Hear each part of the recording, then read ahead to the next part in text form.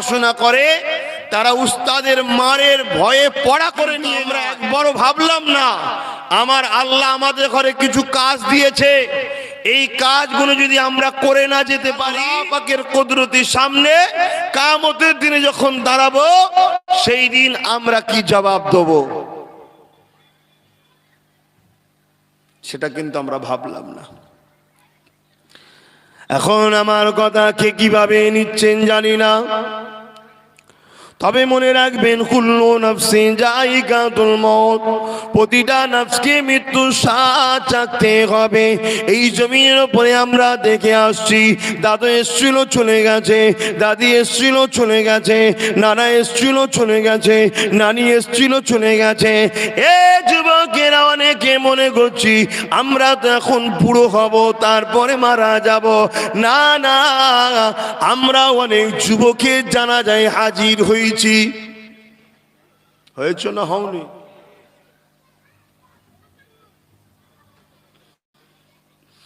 এ নওজওয়ানেরা, যারা হকের পক্ষে থাকে তারাও মারা যায়, ইন্তেকাল করে। যারা হকের পক্ষে থাকে না তারাও মারা যায়। মনে রাখবেন এই জমিনে মানুষও ইন্তেকাল করে, আর কুকুরও মারা যায়, জীবজন্তুও মারা যায়। এই দুটো মৃত্যু যেন এক না হয়ে যায়। এ যুবকেরা, তুমি হকের পক্ষে থাকলেও মরবে, আর হকের বিরুদ্ধে থাকলেও মরবে, কিন্তু তোমার জবাবটা নেবে তিনি, যিনি তোমাকে দুটো চোখ দিয়েছে, কান দিয়েছে, হাত দিয়েছে, পা দিয়েছে, যিনি তোমার খালিক বেকার তোমাকে তৈরি করেনি। এ যুবকেরা, প্রতিটা আইন কানুন রয়েছে, তিনার আইন কানুনকে কেউ রদ করতে পারবে না। তিনি আমাদের জন্য কিছু কাজ দিয়েছে, ওই কাজ যদি করে না যেতে পারি তাহলে তোমাকে আমাকে আখিরাতের জমিনে জবাব দিতে হবে। তিনি একটা নির্দিষ্ট জায়গা রেখেছে, ওই জায়গাতে তিনি হিসাবটা নেবে। ওই জায়গাটার নাম হলো ময়দানে মাশর। কিয়ামতের পর উঠানো হবে, ওই বিচারের দিন তোমাকে আমাকে সবাইকে দাঁড় করানো হবে।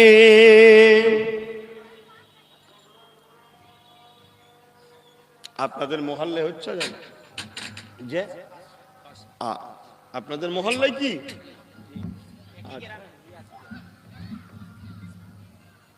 আজানটা হয়ে যায়, 5টা পর্যন্ত মাহফিল হবে, তারপরে আমরা নামাজ পড়ব। যদি আপনারা মাহফিলে থাকতে চান তাহলে চুপ করে বসুন, 5টা পর্যন্ত আলোচনা হবে। আজানটা হয়ে যাক, তারপর আলোচনা করছি। মসজিদে এই মুয়াজ্জিন যে কথা বলছে মনে মনে ওই কথাটাই বলেন, এটা একটা কাজ ইসলামের। সাল্লাল্লাহু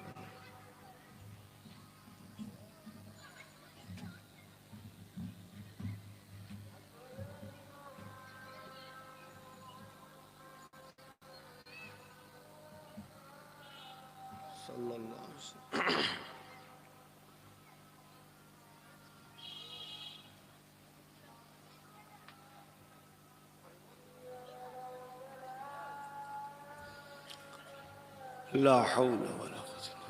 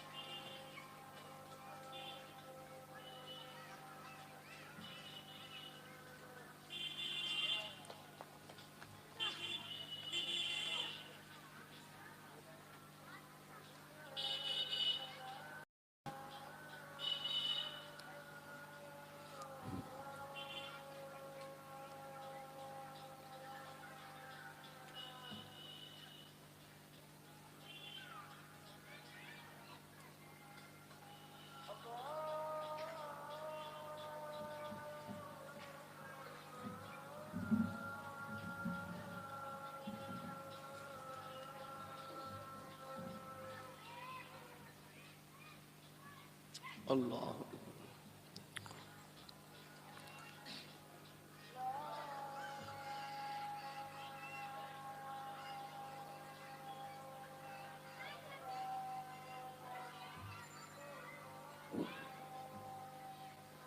আল্লাহ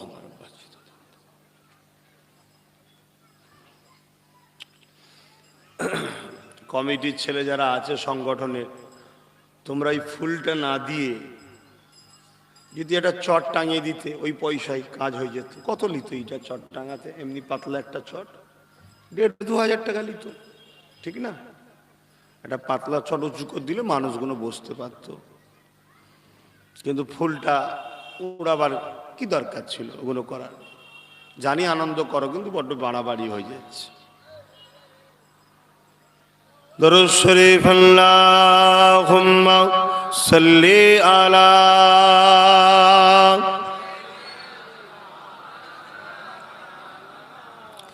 ওয়ালা আলি সাইয়্যিদিনা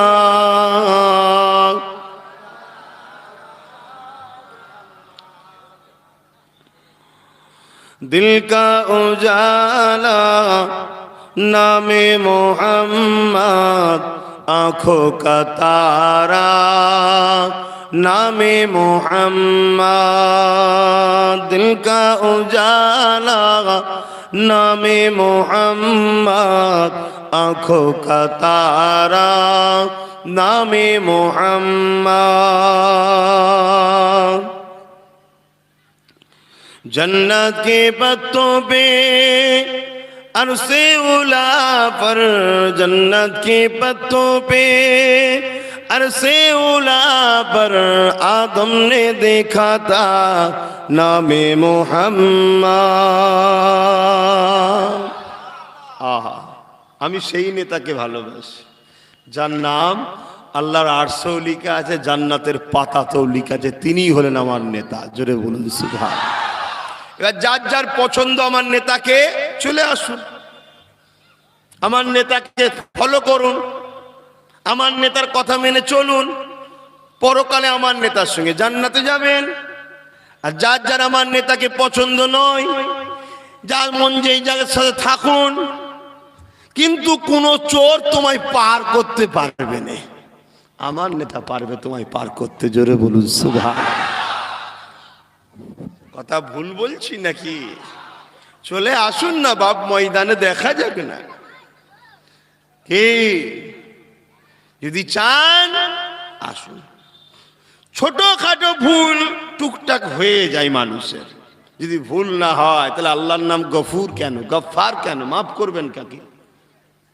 কিন্তু তোমার নীতিটা ঠিক হারালো কি করে?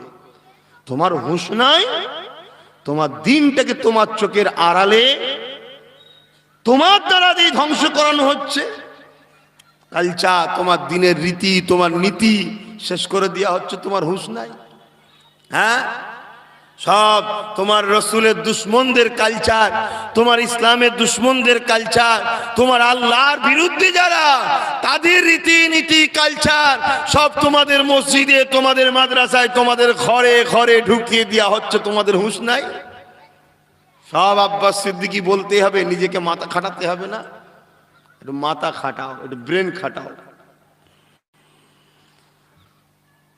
মুসলমান ছেলে মেয়েরা, তরুণেরা, এ নবী পাকের প্রেমিকেরা, কে কি নজরে আমার কথা নিচ্ছেন আমি জানি না, তবে এই জমিনে আমি একজনের জন্য কথা বলি, যিনি আমাকে জবান দিয়েছে তার জন্য কথা বলি। এতে আমাকে কে পছন্দ করলো কে করলো না আমি আগেও দেখিনি, আজও দেখিনি। আল্লাহ পাকের কাছে বলি, আল্লাহ যতদিন বাঁচবো কোনোদিন যেন না দেখতে করে, আমি শুধু যেন আপনার জন্যই কথা বলতে পারি। কারণ এই জবানের কথা কেউ কেউ দেয়নি, এই জবানের কথা আমেরিকার প্রেসিডেন্ট দেয়নি, এই জবানের কথা আমার ভারতের প্রেসিডেন্ট দেয়নি, এই জবানের কথা আমার রাজ্যের কোনো লিডার দেয়নি, এই জবানের কথা তোমরা কেউ দিওনি। এই জবানে আমাকে ভাষা দিয়েছে আমার আল্লাহ, তিনি আমার খালেক, তিনি আমার মালিক, আমি তার জন্য কথা বলি। তিনি আমাকে কিছু কাজ দিয়েছে আমাদেরকে, ওই কাজগুলো আমি তোমাদেরকে সংক্ষেপে জানাই। প্রথম নম্বর কাজ হলো বিশ্বাস আনো। কি বিশ্বাস আনবো? আমানতু বিল্লাহ, আল্লাহর উপর ঈমান আনো। আল্লাহটা কে? এই সময় মক্কার মুশরিকরা আমার নবীকে জিজ্ঞাসা করেছিল, যারা 360টা পাথরের মূর্তির উপাসনা করত, ওই সময় মহান স্রষ্টা আয়াত নাজিল করে দিলে, কুল হুয়াল্লাহু আহাদ আল্লাহুস সামাদ লাম ইয়ালিদ ওয়া লাম ইউলাদ ওয়া লাম ইয়াকুল লাহু কুফুয়ান আহাদ। এ বিশ্বের মানুষ, তোমরা শুনে রেখে দাও, আমার আল্লাহ জানিয়ে দিলেন, বলো কাবলাম কুল অর্থা, বলো নবী বলো, কুল হুয়াল্লাহু আহাদ, আল্লাহ হলো সে যিনি এক এক এক, আল্লাহুস সামাদ, যিনি কারো মুখাপেক্ষী নয়, আল্লাহ কারো মুনাফিকি নয়, লাম ইয়ালিদ ওয়া লাম ইউলাদ, তিনার বাপ মা নাই, স্ত্রী ছেলে পুলে নয়, অর্থাৎ তিনি কারো থেকে জন্ম নয়, তিনার থেকে কেউ জন্ম নয়, তিনি নিজে খোদ মালিক কায়নাতে। ওয়া লাম ইয়াকুল লাহু কুফুয়ান আহাদ, আল্লাহ তিনি যিনি এক অদ্বিতীয়, তার সমকক্ষ কেউ না।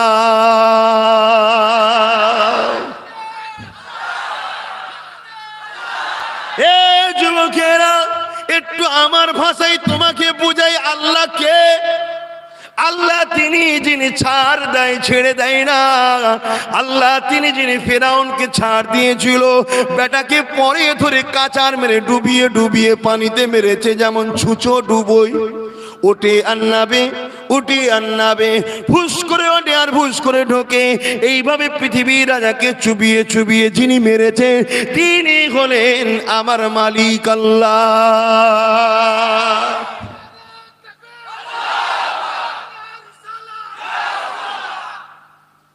আমার ভাষায় একটু বলি, আল্লাহকে যিনি নমরুদ যখন বলেছিল, এই ইব্রাহিম রে, তোমার আল্লাহকে লে বড়, তোমার ফকর তো দেখছি, তুমি যে আল্লাহর কথা বলো, কে তিনি? চলো তোমার আল্লাহকে বলো, আমি লড়াই করতে চাই। নমরুদকে রাজা বানিয়েছে কে? কে? আরো জোরে কে? আর নমরুদ হতভাগা শয়তান বলে কি, আল্লাহ সঙ্গে লড়াই করবো বলে দাও। আমার আল্লাহ কুদরতি আছে, এসে বলল, ইব্রাহিম অম ময়দানে আসতে বল। শুধু ভারতের নয়, আমেরিকার নয়, ব্রিটেনের নয়, জার্মানির নয়, জর্ডানের নয়, এ দুনিয়ার মানুষ শুনে রেখে দাও, নমরুদ ছিল সারা পৃথিবীর বড় রাজা, সারা পৃথিবীর হুকুমাত তার আন্ডারে ছিল। এই হুকুমাতের সিংহাসনে আল্লাহ তাকে বসিয়েছে। একটা প্রবাদ বাক্য আছে, শুকরকে খাওয়ায় আল্লাহ, ওর যখন পাচাই চর্বি হয় মসজিদে, তখন ধাক্কা মারে। কথা বুঝছেন না? একে বসিয়েছে আল্লাহ, ও চর্বি হয়েছে, ও বলছে আল্লাহর সাথে লড়াই করব। এ যুবকেরা, আমার আল্লাহর আব্বাস সিদ্দিকীকে প্রয়োজন নাই, আমার আল্লাহ তোমাদেরকেও প্রয়োজন নাই। আমার প্রয়োজন আছে আল্লাহকে, আমার দরকার আছে আমার মালিককে। তোমাদেরও যদি দরকার থাকে, আজকের এই দিন থেকে রাস্তা খুঁড়িয়ে দাও। যতদিন বাঁচবে এই জবানে আল্লাহর জন্য খুলবে, এই জবান আল্লাহর জন্য কথা বলবে। এই জবানে কোনো স্লোগান নয়, এই জবানে একটাই স্লোগান হবে, নারে তাকবীর, আল্লাহু আকবার, নারে দিবে, নারে দিবে। এর মানে কি? নারা বুলন্দি তার, যিনি হলেন সব থেকে মহান, তিনি কে? এবার ওলি আল্লাহদের স্লোগান কি দেবো না? হ্যাঁ দেবো। কেন? সেটাও তো আল্লাহর জন্যেই। ওটা কার জন্যে? মোহাম্মদ রসুল সাল্লামের কি স্লোগান দেবো না? দেবো তো, হ্যাঁ দেবো। কেন দেবো না? মোহাম্মদ সাল্লাম তো বাইরে নয়, উনি তো আল্লাহ পাকেরই, ঠিক না বেটি? হ্যাঁ, কিন্তু যে আমার আল্লাহর নয়, তার স্লোগান এই জবানে আর নয়। এখানে সব রসুলের মুখ আলাদা, পোঁদ এক জায়গায়, সব শয়তানের একই বুদ্ধি, ইসলাম মিটাও। কথা খারাপ, খুব হাসছে আমার ওই ভাই, খুব হাসছে। হাসো, কেন হাসবেন? কিন্তু বেশি হেসো না, অন্তর মরে যেতে পারে। কিন্তু আল্লাহ হাসাচ্ছে, সেই আল্লাহ যেন আমাকে আখিরাতেও হাসায় সেটাও ভাবতে হবে। একটু বলি, এ যুবকের আমার বাসায় আল্লাহকে নমরুদ বলেছিল, ইব্রাহিম আল্লাহকে, তোমার আল্লাহকে বলো পৃথিবীর রাজা নমরুদ তার সঙ্গে লড়াই করতে চায়। হতভাগা বেঈমান জানে না তোকে এই যে রাজত্বে বসিয়েছে তিনি তো আল্লাহ। এ যুবকেরা, তরুণেরা, পেরা বিশাল এক ময়দান তৈরি হয়ে গেল। সারা পৃথিবীর রাজা বহু সৈন্য তৈরি করেছে, সারা দুনিয়া থেকে সব লোক লস্কর নিয়ে চলে এসেছে, বিভিন্ন তৎকালীন সময় যুদ্ধের প্রস্তুতি নিয়েছে। এই যুদ্ধের ময়দানে অপর দিকে একজন দাঁড়িয়ে আছে আল্লাহর পক্ষে। তিনি কে? তিনি কে? তোমার আমার আব্বা জান হযরত ইব্রাহিম খলিলুল্লাহ, যিনি মুসলিম জাতির পিতা, একা দাঁড়িয়ে আছে আর বিশাল সৈন্যবাহিনী নিয়ে নমরুদ এমন করে হাতির পিঠে বসে রয়েছে।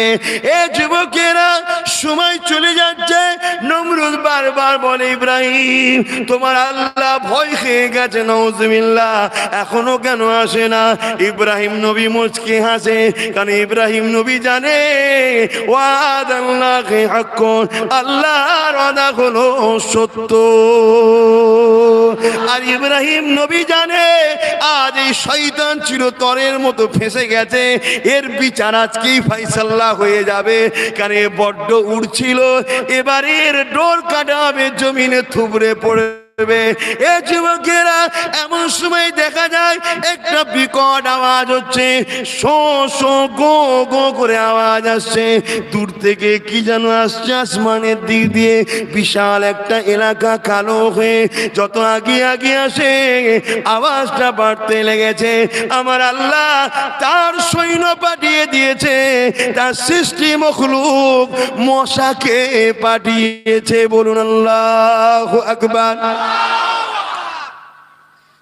আল্লাহ দেখিয়ে দিচ্ছে দুনিয়াকে, কিয়ামত পর্যন্ত ইতিহাস থাকবে, যাদের চোখ আছে ভালো তারা বুঝে যাবে যে এত বড় পৃথিবীর রাজাকে মারার জন্য আমি আল্লাহ কি পাঠাবো, আর এই ক্ষুদ্র একটা মশাই পাঠাচ্ছি, তোর জন্য এইটাই যথেষ্ট। কি তোর জন্য অত বিশাল বিশাল কিছু পাঠাবার দরকার নেই, ডাইনোসর পাঠাবার, জলহস্তি পাঠাবার, আরো ইত্যাদি ইত্যাদি পাখি টাখি আছে, সব কিছু পাঠাবার দরকার নেই, তোর জন্যই সামান্যটুকু পাঠালাম। এ যুবকেরা, আমার ভাষায় একটু বলি, আল্লাহ কে? আল্লাহ তো তিনি এমন করে শয়তান নমরুদের সৈন্যদের ঘরে ওই মশা কামড়েতে এমন করে সব মারা যেতে লাগলো, যন্ত্রণায় ছটপট করতে লাগলো। একটা খোঁড়া মশা ছিল, এমন করে তার রব মালিককে বলতে লেগেছে আল্লাহকে, আল্লাহ আমার খদ্দেরটাকে আল্লাহ জানিয়ে দেয় কি বড় শয়তানকে ধর। কাকে বলবেন তো? বড় শয়তানটা কি? হ্যাঁ, সে বেচারি খোঁড়া মশা এসে নাক দিয়ে ঢুকে গেছে, ঢুকে গিয়ে মাথায় গিয়ে বসে লড়ছে, শুধু কুড়কুড় কুড়কুড় কুড়কুড় চুল করছে। বাইরে থেকে চুলকে শান্তি হবে? হ্যাঁ। লাস্টে একটা খাদেম ছিল, তাকে রোজ জ্বালাতো নমরুদ, তাকেই ডিউটি দিয়ে যেমন মাথায় মার, ভাই যত মাথায় মারবে ভেতরে মশাটা কি করবে? আরো তো লড়ছে। ও তো বলছে এই আরো জোরে মার, আরো জোরে মার, আরো জোরে মার, খরম পর্যন্ত জুতো, তখন খরমের জুতো ছিল। পৃথিবীর রাজা খরম খাচ্ছে, কে খাওয়াচ্ছে? এই ছেলে বলবো তো কে খাওয়াচ্ছে? হ্যাঁ, আল্লাহ খাওয়াচ্ছে। তোমরা যাদের পিছনে ছুটছো এদের কি হবে বুঝতে পারছো তো? হ্যাঁ, আর আমি যার পিছনে ছুটছি তাকে কিয়ামত দিন আরশ আজিমের ওপরে সোনা হিরে মুক্ত জহরতের সিংহাসনে সম্মানের সাথে বসিয়ে রাখবে। জোরে বলুন সুবহানাল্লাহ। যখন কিয়ামতের দিন জাহান্নামকে নিয়ে এসে আরশের বাঁ পাশে বাঁধা হবে, সমস্ত নবীরা পর্যন্ত নফসি নফসি করবে, মানুষ অজ্ঞান হয়ে যাবে, ফিট হয়ে যাবে। বাপ ছেলেকে দেখে লুকিয়ে পড়ে সরে যাবে, ছেলে বাপকে দেখে যে নেকি চেয়ে বসে, এইরকম একটা মহল। না তার ঘিনু গুনু নাক দিয়ে ঝরে ঝরে পড়বে। আল্লাহ আবার তৈরি করতে পারে না, পারে না? আবার তুলবে তো নাকি? কিছুই ছিল না জাতি অস্তিত্ব তৈরি করতে পারে, এখন তো রয়েছে, এইটা থেকে আবার তৈরি করা যাবে না? হ্যাঁ, কেউ মনে করে, একজন মানুষ মনে করেছিল, অনেক পাপ করেছে একটা লোক। শোনো যুবকরা, আল্লাহকে ভয় করো, আল্লাহ ভয়কারীকে খুব ভালোবাসে। আল্লাহকে ভয় করো, আল্লাহকে যারা ভয় করবে, সূরা রহমানের মধ্যে আল্লাহ বলছে, লিমান খাফা মাকাম রাব্বিহি জান্নাতান, যারা আমাকে ভয় করে তাদেরকে আমি দুটো দুটো করে জান্নাত দেবো। জোরে বলুন সুবহানাল্লাহ। ভয় করো আল্লাহ। তো এই সময়ে ওই একটা মানুষ সারা জীবন অন্যায় করেছে, ভুল করে, যান মৃত্যুর সময় হয়েছে, এখন ওর মনে পড়েছে যে আমি তো ফেঁসে গেছি, আল্লাহর কাছে কি জবাব দেবো? আম মানুষ তো, পেটে তো এলেম কালাম নেই। তাই ছেলেদের ঘরে বলেছে, আমি মারা গেলে এক কাজ করবি, আমাকে কবর দিবি নি, মারা গেলে কি আমাকে আগুন দিয়ে পুড়িয়ে দিবি, পুড়িয়ে দিয়ে যে ছাইগুলো হবে, ছাইগুলোকে বিভিন্ন জায়গায় উড়িয়ে দিবি। তার ধারণা। আল্লাহ রসুলকে আমার আল্লাহ জানিয়েছেন, কিয়ামতের দিনে আমার আল্লাহ ওকে জড়ো করবে, তুলবে। আল্লাহ পাক তোলার ক্ষমতা আছে না নাই? আল্লাহ পাকে শুধু এতটুকু বলবেন, কুন, অর্থাৎ হো যা, ফাকুন, সঙ্গে সঙ্গে হয়ে যায়। জোরে বলুন সুবহানাল্লাহ। তুমি নিজের দিকে তাকাও না, তোমার মালিককে চিনতে পারবে। কি আছে এই চোখের মধ্যে? এক মুহূর্তে জমিন দেখছো, এক মুহূর্তে আসমান দেখছো, যে মালিক এইটা তৈরি করেছে। তুমি নিজের দিকে তাকাও না, তুমি ছিলে কোথায়? বাপের শরীরের মধ্যে, বাপের শরীরের মধ্যে 70 ফোঁটা রক্ত দিয়ে, অনেক কিতাবে অনেক কিছু আছে, সামান্যটুকু তৈরি হয়। তার মধ্যে তোমার মতো এরকম কোটি কোটি কোটি কোটি তোমার মতো এরকম কোষ বাপের শরীর থেকে ছুটছে মায়ের রেহেমে ঢুকার জন্য, মায়ের গর্ভতে ঢুকার জন্য।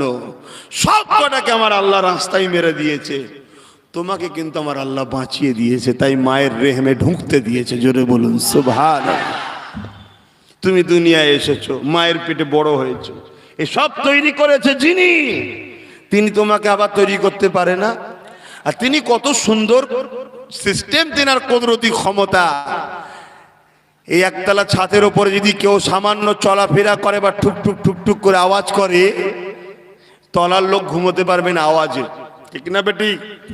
আর মায়ের পেটের মধ্যে একটা মানুষ তৈরি হচ্ছে, হাড় তৈরি হচ্ছে, তাতে গোশ দেয়া হচ্ছে, চামড়া দেয়া হচ্ছে, চোখ তৈরি করা হচ্ছে। মা কিন্তু কিছুই বোঝে না, ঘুমোই। এ ক্ষমতা কার? সেই মালিক, সেই স্রষ্টা, সে তিনি। তিনি কে? তিনি কে? তিনি কে? তিনি এক, অদ্বিতীয়, লা শরীক, তার সমকক্ষ কেউ নেই। তিনাকে কেউ দেখেনি মুহাম্মদ রাসূল ছাড়া, তাই তিনার কোনো ফটো নেই, ছবি নেই, মূর্তি নেই, ভাষ্যকর নেই, কোনো কাল্পনিক ভাবে তিনাকে তৈরি করাটা তিনার বিরোধী। তিনি এই কায়নাতের মালিক। তিনি আমাদেরকে ছাড় দিয়েছে একটা নির্দিষ্ট টাইম পর্যন্ত কিছু কাজ দিয়ে। যদি কাজ করে যেতে পারি, পুরস্কার হলো জান্নাত এবং দেখা দেবে। আর যদি না করে যেতে পারি, মাস্টার যেমন মারে তিনি মারবে। তিনার মারার জায়গাটা হলো জাহান্নাম। আর জাহান্নামটা কি? যে আগুন জাহান্নামে আছে, ওই আগুনটা দুনিয়ায় 70,000 বার ধোয়ার পরে এই দুনিয়ার আগুন। কথা শুনছেন? ওই আগুনের কালার হলো কালো। ওই জাহান্নামের খাদ্য কি? জাক্কুন গাছের কাঁটাযুক্ত এক ধরনের গাছ, আর পিপাসা লাগলে পুঁজ রক্ত টকবক করে ফুটছে, সেই পান করাবে। ভয় করো যুবক, গল্প বলতে আমি আসিনি, আমার কোরআন বলছে। আর কোরআন এমন একটা কিতাব, জালিকাল কিতাব লা রাইবা ফি, ভুল তো দূরের কথার মধ্যে কোনো সন্দেহ নেই, কোরআন নিজে চ্যালেঞ্জ দিয়ে নিজের জায়গায় দাঁড়িয়ে আছে হাজার হাজার বছর ধরে। জোরে বলুন সুবহানাল্লাহ। কেউ আজ পর্যন্ত পারেনি। অতএব বুঝার চেষ্টা করো, কে এই বিশাল আসমানকে দাঁড় করিয়ে রেখেছে বিনা খুঁটিতে? কথা বলো। উনি হলো তোমার মালিক, উনি তোমার মালিক। এই জমিন এটা পুরো পানির উপরে ভাসছে। আরে বিজ্ঞান সায়েন্স কথা বুঝাচ্ছে, ভূগোল এ তো 200-150 বছর আগে বেরিয়েছে, আমরা পেয়েছি। তুমি আমার কথা শোনো, তুমি ভূগোলে অনার্স করতে পারো, তুমি সায়েন্স দিয়ে অনার্স করতে পারো। মোস্তফা জানে রহমতের একটা ছাত্রের কাছে বসো, তোমার ব্রেন হ্যাং হয়ে যাবে। কথা বুঝে আসছে না? নাই একটা 40 বছর রিসার্চ যে করেছে তাকে জিজ্ঞেস করো আসমানের ভেতরে কি আছে, কটা দশমান আছে, বলতে পারছে না। আর আমাদের ঘরের ওই 5 বছর ছেলেটা হাফেজে কোরআন হয়েছে, ওকে জিজ্ঞেস করতো কি আছে, এরা বলে সপ্ত আসমান আছে, তার উপরে আল্লাহ পাকের সিংহাসন আর্টস আছে। জোরে বলুন সুবহানাল্লাহ। তুই 40 বছরে কি ঘাস কাটলি? হ্যাঁ, কথা বুঝছেন না, বোঝেন না? চিনতে পারলেন না নিজেদের ঘরে, চিনতে পারলে যে তোমার পেটেই মৃগনাবির খুশবু আছে। তুমি সারা জঙ্গল ঘুরে বেড়াচ্ছ, খুশবু আসছে কোথা থেকে? আর ওটা তোমার পেটেতেই আছে, তোমার পেটেই মৃগনাবি আছে। তুমি লোকের গা শুকে শুকে বেড়াচ্ছ, এটা ভালো, ওটা ভালো, ওটা ভালো। তুমি সব থেকে ভালো। তুমি নিজেকে চেনো, আয়নার সামনে দাঁড় করাও। এটা অহংকার নয়। তোমার মধ্যে যে নিয়ামত আছে আমেরিকার প্রেসিডেন্টের কাছে সেটা নাই। কি? তুমি তোমার স্রষ্টাকে চিনেছো, ও তাও চেনে নেই। কথা বুঝতে বোঝেন না? তুমি তোমার স্রষ্টাকে চিনেছো, তা চিনতে পারে না এখনো। ও 3টে মালিক ধরে খুঁজে বেড়াচ্ছে, 3 জনকে ধরেছো না, আর তুমি একজনকেই ধরেছো, যার ইশারায় ঝড় হয়, তুফান হয়, পানি হয়, বর্ষা হয়, আবার রোদ হয়, আবার সব যার ইশারা হয় তিনি একজনই, একজনই। বাপেরা, নজওয়ানেরা, তিনি কে? এ যুবকেরা, তিনি বলেন আল্লাহ।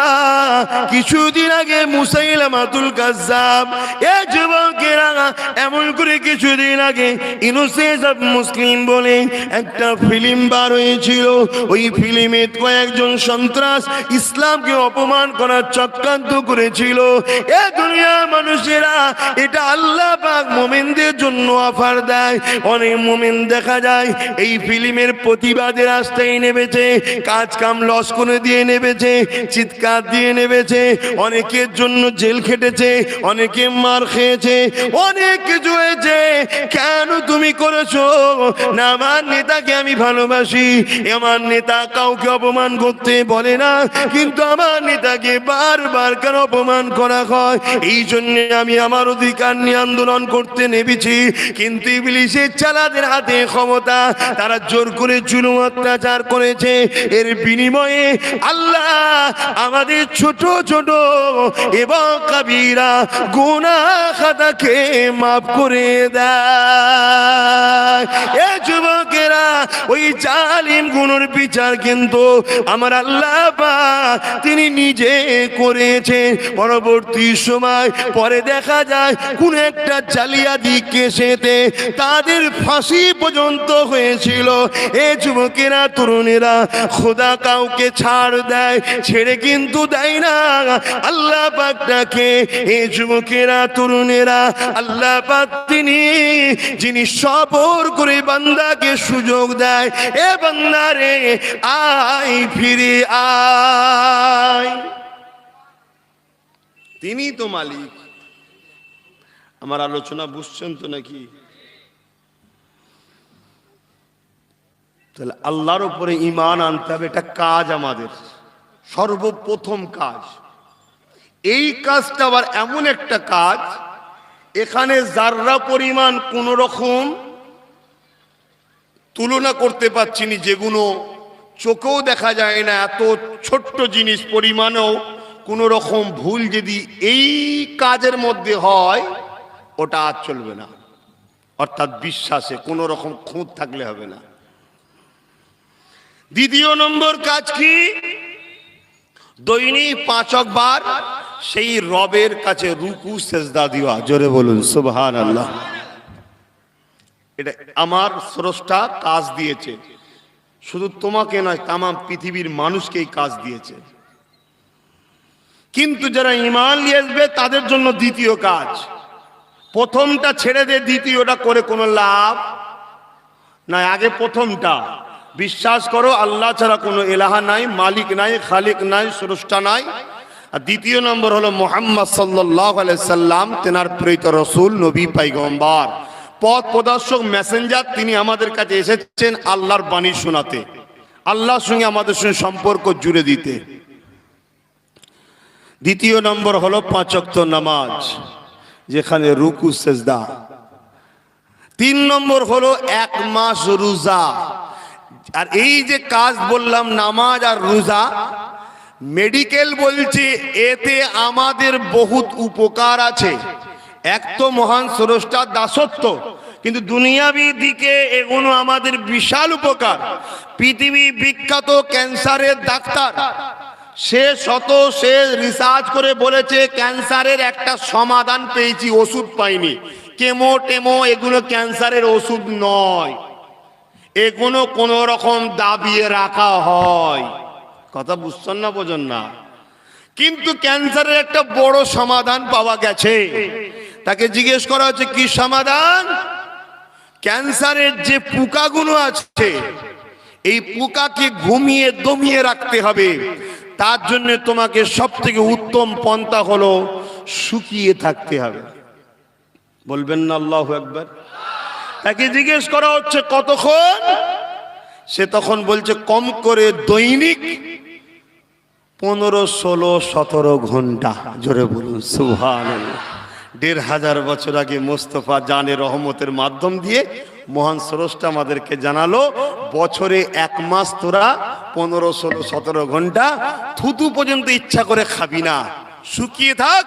পেটের মধ্যে 11 মাস যা গেছে, ভাইরাস তৈরি হয়েছে, পোকা টুকা যা স্যাঁতলা পড়েছে, এক জায়গায় কিছু পড়লে স্যাঁতলা হয় না, পোকা জন্মায়, ওই 1 মাসের মধ্যে সব ক্লিয়ার হবে। জমিনকে শুকিয়ে ফেললি, পানি দিয়ে নতুন করে চাষ কর, দেখবি শরীরের ফসল ভালো হবে, তাকত হবে, চেহারা ভালো থাকবে। কথা বলবেন না? বলবেন না সুবহানাল্লাহ? বলেন না আল্লাহু আকবার? মালিক তিনি। কথা বুঝে আসছে? মেডিকেলও মেনে নিচ্ছে। সবচেয়ে বড় কথা, যারা রিসার্চ করছে মেডিকেল নিয়ে, মানুষকে নিয়ে, তারা বেশিরভাগ মোহাম্মদ রসুলের প্রেমিক হয়ে যাচ্ছে। তারা অবাক হয়ে যাচ্ছে যে মোহাম্মদ এগুলো 1500 বছর আগে বলল, আজকে সেগুলো হুবহু আমরা পেয়ে যাচ্ছি। তো মোহাম্মদ রসুল বলল কি করে? তখনই তারা দেখছে বা বুঝছে মোহাম্মদ রসুলের সময় তো রিসার্চগার ছিল না, মেশিন ছিল না, ল্যাবরেটরি ছিল না, এত তথ্য বার করার মেশিনও ছিল না। আর আমার রসুল দুনিয়ার কোনো মাদ্রাসা মক্তবে কারো কাছে শিক্ষা অর্জনও করেনি। তখনই তিনি বলছেন, তারা বলতে বাধ্য হচ্ছে মানুষ আর এই কায়নাত যিনি তৈরি করেছে সেই মালিক মোহাম্মদ রসুলকে শিখিয়েছে, তাই তিনি বেশক সত্য, তাই তারাও মোহাম্মদ রসুলকে মেনে নিচ্ছে। জোরে বলুন সুবহানাল্লাহ। আল্লাহু আকবার। আর আমরা যারা জন্মসূত্রে মুসলমান হয়েছি, মানে অর্থাৎ আমার বাপ দাদু মুসলমান, তাই আমরা মুসলমান ঘরে জন্ম হয়েছি। অমুসলিম ঘরের ছেলে মোহাম্মদ রসুলের প্রেমিক হয়ে যাচ্ছে, আর আমরা সেই নেতাকে ছেড়ে দিয়ে সামান্য দুনিয়ার লোভ লালসায় গান বাজনা, জেনা, ব্যভিচারী, সুদ, ঘুষ, মারপিট, দাঙ্গা ফাসাদে সব জড়িয়ে যাচ্ছে। ধ্বংস হয়ে যাবে, ধ্বংস হয়ে যাবে। আমার আল্লাহ তোমাদের মুখাপেক্ষী নয় যে হারে এরা মুসলমান, এগুলোকে বাঁচাতেই হবে না। ওরা মুসলমান রেখে দিকে যাও, ধরবে, ধরে উল্টে দেবে পৃথিবীকে। এই জমিনের উপরে ইতিহাস ভালো করে জানো, অনেক দেশ ভূমিকম্পে এরকম ছিল, ঘুরে এরকম হয়ে গেছে। এই পৃথিবীর মধ্যে আছে, ইতিহাস পড়ো না, ইতিহাস পড়ে দেখো। আজকে যেটাকে তুরস্ক বলি আমরা, ওর ইতিহাস দেখো, প্রাচীন ইতিহাস। ওর পুরো দেশটা জমিনের তলায় আছে, এটা পুরো উল্টো পিঠে এখন নতুন করে মানুষ বসবাস করে আছে। সেই হলো আল্লাহ। অতএব নামে তালপুকুর ঘটি ডোবে নে, নামে মুসলমান, কাজ কাপ সব আল্লাহর বিরুদ্ধে। তুমি ভাবছো আমাদের সময় আল্লাহ আছে, মারপিটের সময় ফেরস্তা মনে হয় চলে আসবে এখনই। তুমি আশা করে হাঁ করে বসে থাকো না, দেখবে কিচ্ছু নেই। কথা বোঝেন না? আমার কথা বেজার হচ্ছেন? সতর্ক করে দিচ্ছি, সতর্ক করে দিচ্ছি, এখনো সময় আছে। ছোটখাটো চাল চলনে ছেলেদের একটু ভুল হয়, দেখে শুনে ঝোঁক যায়, ও একটা বেশ ভালো গাড়ি কিনে জামিনটা চাপবো, ইসলামের নিষেধ নেই, ঠিক আছে করো। কিন্তু এই গাড়ি চেপে গাড়ির মধ্যে গান বাজিয়ে আর রাত্রিরে মদ খেয়ে মেয়ে নিয়ে রাস্তায় হই হই করবে, এটা ইসলামে হারাম একদম, সেখানে কোনো গুঞ্জাইশ নাই। কথা বুঝছেন না? বোঝেন না? এগুলো তো করলে হবে না।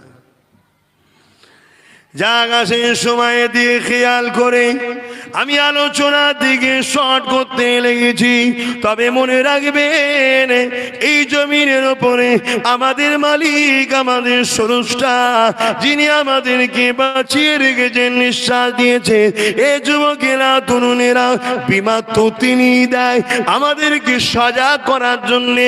সুস্থতা অবস্থাটা কতটা বড় নিয়ামত আল্লাহর, এটাকে বোঝার জন্য তো তিনি আমাদের ঘরে বিমা দেয়। খোদার তো তিনি আমাদেরকে দেন, কেন দেন?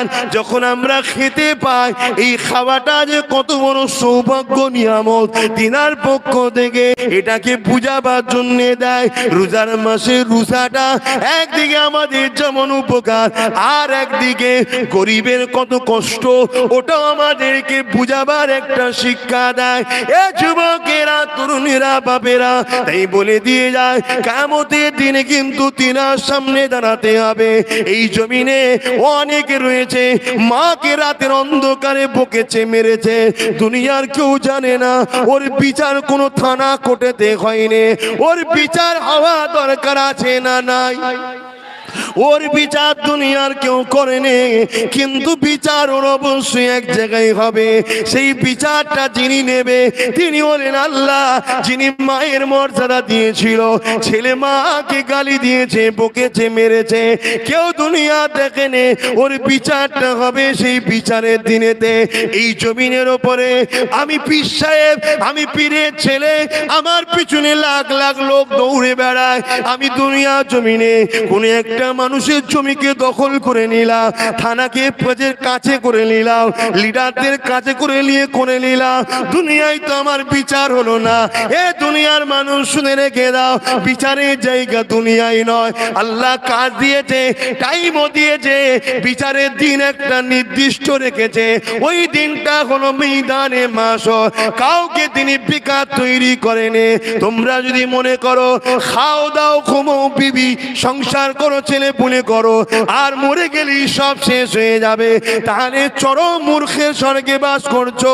মনে রেখে দিও, তোমাকে উঠানো হবে, তোমার রব তোমাকে জিজ্ঞাসা করবে, বান্দারে চোখ দিয়েছিলাম আমি, যৌবন দিয়েছিলাম আমি, তাকত দিয়েছিলাম আমি, অর্থ দিয়েছিলাম আমি, জমিনে পানি দিয়ে ফসল গজিয়েছিলাম আমি। এ বান্দারে, আমার হুকুমটা মেনেছিস কি বল? আমি যে কাজ দিয়েছিলাম ওই কাজগুলো করেছিলিস কি বল? নামাজের সময় নামাজ, রোজার মাসে রোজা। ধনীদেরকে বাড়তি জিজ্ঞাসা করা হবে দুটো, কি জিনিস যেটা গরিবদের জিজ্ঞাসা করা হবে না। এক নম্বর হলো তোদেরকে ধনী করেছিলাম, গরিবদেরকে শতকরা 2.5 টাকা যাকাত দান করেছিলিস কি বল? দ্বিতীয় নম্বর হলো তোদেরকে আমি ধনী করেছিলাম, ওই অর্থ খরচ করে মক্কায় হাজির দিয়েছিলিস কি বল? 3 নম্বর, এই দুটো কথা বাড়তি জিজ্ঞাসা করা হবে। এই জায়গায় আমি গুরুত্বপূর্ণ দুটো কথা বলে যাই। 1 নম্বর কথা হলো আল্লাহ পাক জিজ্ঞাসা করবে, বান্দা রে, দুনিয়ায় তুই হালাল ইনকাম করেছিস কি হারাম করেছিস? জবাব দে। হালাল না হারাম? দুনিয়ায় মিথ্যা বলে বলে অভ্যেস হয়ে গেছে, ওখানেও গিয়ে বলবে আল্লাহ হালাল করেছিলাম। আল্লাহ বলবে জবান বন্ধ হয়ে যা, বন্ধ হয়ে যাবে, আর কথা বেরোবে না। মুখ থাকলেই কথা বলতে পারে তা নাই। এই জমানায় অনেক সুন্দর সুন্দর ছেলে মেয়ে আছে, হুবাহু আমাদের মতো মুখ আছে, দাঁত আছে, জিভ আছে, কথা বলতে পারে না, করে করে বেড়ায়, কথা কিন্তু তার বেরোই না, আছে না নাই? কে কথা বলতে দেয়নি? তোমায় দিয়েছে কে? সেই দিনও বলে দেবে জবান চুপ করে যা, চুপ করে যাবে। এই হাত কথা বল, হাত বলবে ও আল্লাহ, এই হাত দিয়ে খুশলিয়েছিল, এই হাত দিয়ে গরিবের বাড়িতে গিয়ে লুটেছিল, তার জমিকে দখল করে বিক্রি করেছিল। ও গো আল্লাহ, এই হাত দিয়ে হারাম ইনকাম করেছিল, এই হাত দিয়ে মদের ব্যবসা করেছিল, সুদের ব্যবসা, গেজার ব্যবসা, শরিয়াতে নেশা জাতীয় ব্যবসা। এ ভারতের যুবকেরা, এ বাংলার যুবকেরা, আজকে আমার দেশ ধ্বংসের দিকে, নেশায় আমার দেশ জর্জরিত হয়ে যাচ্ছে। আফিনের নেশা, গেজার নেশা, হিরোইনের নেশা, হাজার নয়, লক্ষ লক্ষ নয়, কোটি কোটি ভারতীয় যুব সমাজ ধ্বংস হয়ে যাচ্ছে। লিডাররা বসে বসে মজা নিচ্ছে, কেননা তাদের কোটি কোটি টাকা ইনকাম হচ্ছে। এ যুবক, আমার মাতৃভূমির সন্তানেরা নষ্ট হয়ে যাচ্ছে। এই জায়গায় বলে দিয়ে যায়, দেশকে ভালোবাসা এটা আমার ধর্মীয় স্বাধীনতা, আমার ধর্ম আমাকে শিখিয়েছে দেশকে ভালোবাসতে হবে। তাই আমার মাতৃভূমির হিন্দু, দলিত, আদিবাসী, সাঁওতাল, বাগদি, মুসলমান যেই হোক না কেন, আমার মাতৃভূমির যুবক আর যুবতীরা নেশার মধ্যে জড়িয়ে গিয়ে ধ্বংস হয়ে যাচ্ছে। আর এর প্রধান কারণ হলো তোমার আমার কাছে থাকা মোবাইল। ঠিক না বেটি? ধ্বংস করার জন্য প্রধান কারণ হলো এই মোবাইল। খুলছে, পশ্চিমা কালচার দেখছে, যেটা ভেতরে থাকা দরকার সেইটা পড়েই বেরিয়ে পড়েছে। আছে না নাই সমাজে? আর তার পাশে যখন একটা বোরখা পরে যাচ্ছে, সারা জীবন দেখছে ছোট কাপড় পরা, আর হঠাৎ করে বোরখাওয়ালা, ভয় খাবে না? খাবে না? অমনি বলছে ওইটাকে খুলতে হবে না, ভয় লাগছে। চোখে কাপড় বেঁধেলে দেখতে পাবিনি, ভয় লাগবে না? আর বলবো না কি হবে বলে, খালি আমায় বুক ফেটিয়ে চিল্লাবো, কিন্তু সন্ধ্যের পরে যে আবার টিভির সামনে বসে থাকবে না, এই মোবাইলে সেই নাচ দেখবে, এই করবে। তো কি হবে? বেকার বকে খালি খামাখায় যা আবার হয়ে গেছে। দোয়া করি আল্লাহ যদি হিদায়াত করে। যদি কারো এই ধারণা থাকে এটাও ভুল, আমি তোমরা পরিবর্তন হবে কি হবে আমি জানি না, আমি চিল্লাচ্ছি, বকছি, বুক ফাটাচ্ছি, শুধুমাত্র আমার আল্লাহ আমায় যে কাজ দিয়েছে এই কাজটা করার জন্য। বান্দা তোকে এলেম দিলাম, বান্দা তোকে খানদানে রসুলের ঘরে পাঠালাম, বান্দা তোকে মুজাদ্দিদের খুন বানালাম, আওলাদে মুজাদ্দিদ করলাম, বান্দা বাংলা লক্ষ কোটি ছেলে তোর পাগল বানিয়ে দিলা। তুই গেলে তারা এসে ছুটে ছুটে বসতো, কেন তুই তাদেরকে বুঝালি না? এটা আমার আল্লাহ আমায় ধরবে, জিজ্ঞাসা করবে, তাই আমি তোমাদেরকে ডিউটি পালন করছি। আমি আমার ডিউটি পালন করছি, শুনছো? আমার কাজ যে দিয়েছে আল্লাহ পালন করছি। যুবকেরা, এই কাজ পালন করতে গিয়ে দুনিয়ার জমিনে একদল লোক আমার দুশ্মন হচ্ছে।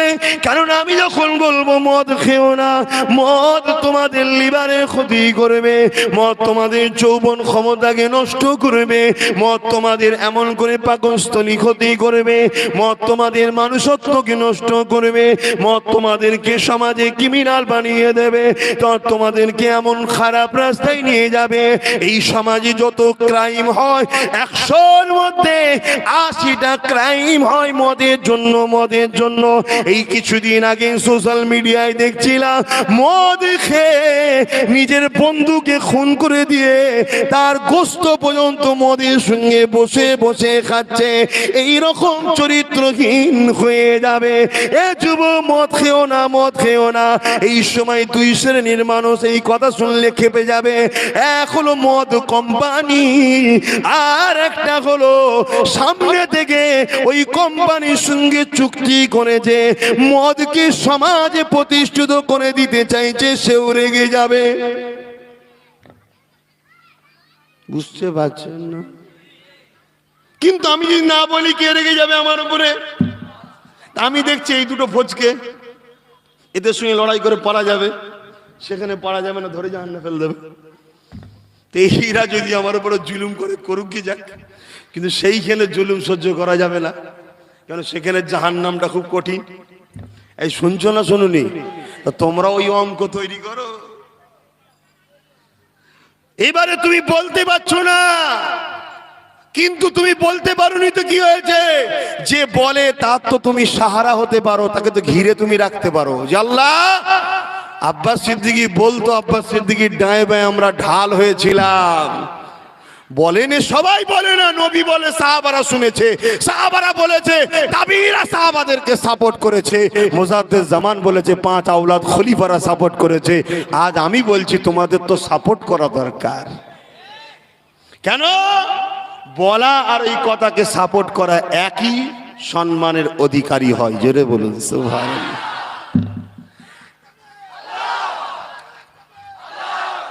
এখন আমি যদি বলি, যুবকেরা খবরদার বাবা, লোন লিও না গো, লোন নিলে তুমি ধ্বংস হয়ে যাবে। কেন? তোমার মালিক জানিয়ে দিয়েছে সুদ হারাম, সুদ হারাম। বাবারা নিও না। এ যুবকেরা, তখন তুমি মনে করবে এ আব্বাস সিদ্দিকী আমি বড় গরিব, সুদ না নিলে ব্যবসা কি করে করব? মনে রেখে দিও, আমার আল্লাহ যদি তোমাকে দুনিয়ায় গরিব করে পরীক্ষা নিয়ে সবর করতে যদি পারো, আর তার বিনিময়ে যদি জান্নাত দেবে, এই ইচ্ছা কুদরতি যদি আল্লাহর থাকে, এ যুবক জান্নাত যাবার জন্য দুদিনে দুনিয়ায় একটু ঢাল ডাল ভাত খেয়ে গরিব হয়ে থাকা যাবে না? যাবে না? এটা তোমার মালিক তোমাকে এইভাবে একটু পরীক্ষা নিচ্ছে, দেখিও কি করে। কিন্তু সুদ নিলে তুমি বড় লোক হবে কে বললে? সুদ নিলে বড় লোক হয় তারা কারা? যারা 10 কোটি, 20 কোটি, 50 কোটি, 100 কোটি, 200 কোটি, 1000 কোটি লাই, তারা কামিয়াব হয়, কিন্তু তাদের আখেরাত বরবাদ। দুনিয়াবি নজরে বলছি, কামিয়াব হয় কিভাবে হয়? চিটিংবাজি করে হয়। কেমন দ্বারা? ধরো 100 কোটি টাকা নিয়েছে বিজনেস করে বলে, গার্মেন্টসের বিজনেস, কাপড়ের বিজনেস, কি পোল্ট্রির মুরগির ফার্ম করবে। ও নিবার পরে এলাকার সবাইকে কন্ট্যাক্ট করে। বুঝতে পারছেন না কাকে কাকে কন্ট্যাক্ট করে? দুটো জায়গা আছে তো। কন্ট্যাক্ট করে যে আমি এটাতে আগুন ধরবো, এটাকে আমি আগুন ধরাবো, একটু সাথ দেবেন, এলেন আপনি 2 কোটি রাখেন, এলেন আপনি 2 কোটি রাখেন। শুধু বলবেন কি করা যাবে, নিরীহ মানুষ ফেঁসে গেছে, পুড়ে গেছে, কি করা যাবে, এতটুকু বলে দিলেই 2 কোটি। কে সাথ দেবেন শুনি? হ্যাঁ, শুনছেন না শোনেন? আর ওই ফার্ম তৈরি করে ওর মধ্যে 10 কোটি টাকা আরো খরচ করলো, টোটাল ধরেন 20 কোটি টাকা খরচ করলো 100 কোটির মধ্যে। রাত্রিরে এসে ওই আগুন ধরিয়ে দেবে, দিয়ে হই হই শুরু করে দেবে। এই এখন সব গাড়ি ফাড়ি এসে গেল, ভাই কিছু মরা মুরগি দেখা যাবে না? যাবে না? খাঁচা মরা আছে না নাই? ও ধুলো বালিতে জামা ফামা ছিঁড়ে গড়া করে, হ্যাঁ আমি বরবাদ হয়ে গেলাম, ধ্বংস হয়ে গেলাম, নিজের কপালে নিজে মারবে। সব ফটো তুলছে, মিডিয়া এসে গেছে, ক্যামেরা হচ্ছে, আমি শেষ হয়ে গেলাম। লোন দিয়ে দিয়েছে, কোম্পানি আসবে, ভাই আমি কোথায় যাব? আমি তো সব শেষ ভাই। তাহলে কি হবে? কোর্ট। মারার তো অধিকার নেই কারো, কোর্টে যেতে হবে। কোর্টে গেছে, ও জজ সাহেবের সামনে একদম পুরো ভিক্স লাগিয়ে দিয়ে একদম কেঁদে কুকে কুইয়ে একদম পুরো লুটিয়ে পড়বে, স্যার আমাদের আত্মহত্যা করতে হবে, গলায় দড়ি দিতে হবে, বউ বাচ্চা নিয়ে সব শেষ হয়ে গেল স্যার। 200 কোটি টাকার প্রজেক্ট, 100 কোটি লোন নিয়েছিলাম আর 100 কোটি নিজের ছিল, সব ফেলে দিয়েছি, জমি জায়গা বিক্রি করে সব শেষ হয়ে গেল স্যার, আমি বরবাদ হয়ে গেছি, আমি জান ধাত্তা হয়ে যাব। অমনি কোর্ট বলবে ওকে বাঁচার সুযোগ দেওয়া হোক আরো 100 কোটি টাকা লোন দিয়ে। আর পিছনের যে 100 কোটি নিয়েছে ও ইনকাম করে মাসে 100 টাকা করে সুদবে। বলেন তো ভাই, মাসে 100 টাকা করে সুদলে ক পিড়ি সুদতে লাগবে ভাই? হ্যাঁ, জীবনে সুদা হবে। আর ও মারা যাওয়ার পর ছেলে ওই দায়িত্ব নেবে যে আমার বাপের নামে ছিল তো আমায় ধরছো কেন? কে যেই বলবে অমুক ভাই, ওই লোক তো কেউ চিনি না, তো তোমার বাপ হয়, দৌড় বাবু বাপ হয়, চিনি না, ব্যাস ডিসমিস। এই রকম চিটিংবাজি করে যারা দেশকে শেষ করতে চায় তারা দুনিয়াবি খেয়ালে বড় লোক হয়ে যাচ্ছে। কিন্তু তুমি দেশের পকেট কাটতে পারবে? তাহলে তুমি কেন বাবা 2000, 10,000, 20,000 ঢুকেছো লোন নিয়ে? সারা জীবন শুধতে পারবে? বাড়ি বাড়ি দিচ্ছে না মেয়েগুলোকে বন্ধন লোন? খবর লাও, মিলিয়ে দেখো। কথা খারাপ লাগছে? আমার শরিয়াতে সুদ লোন হালাল না হারাম?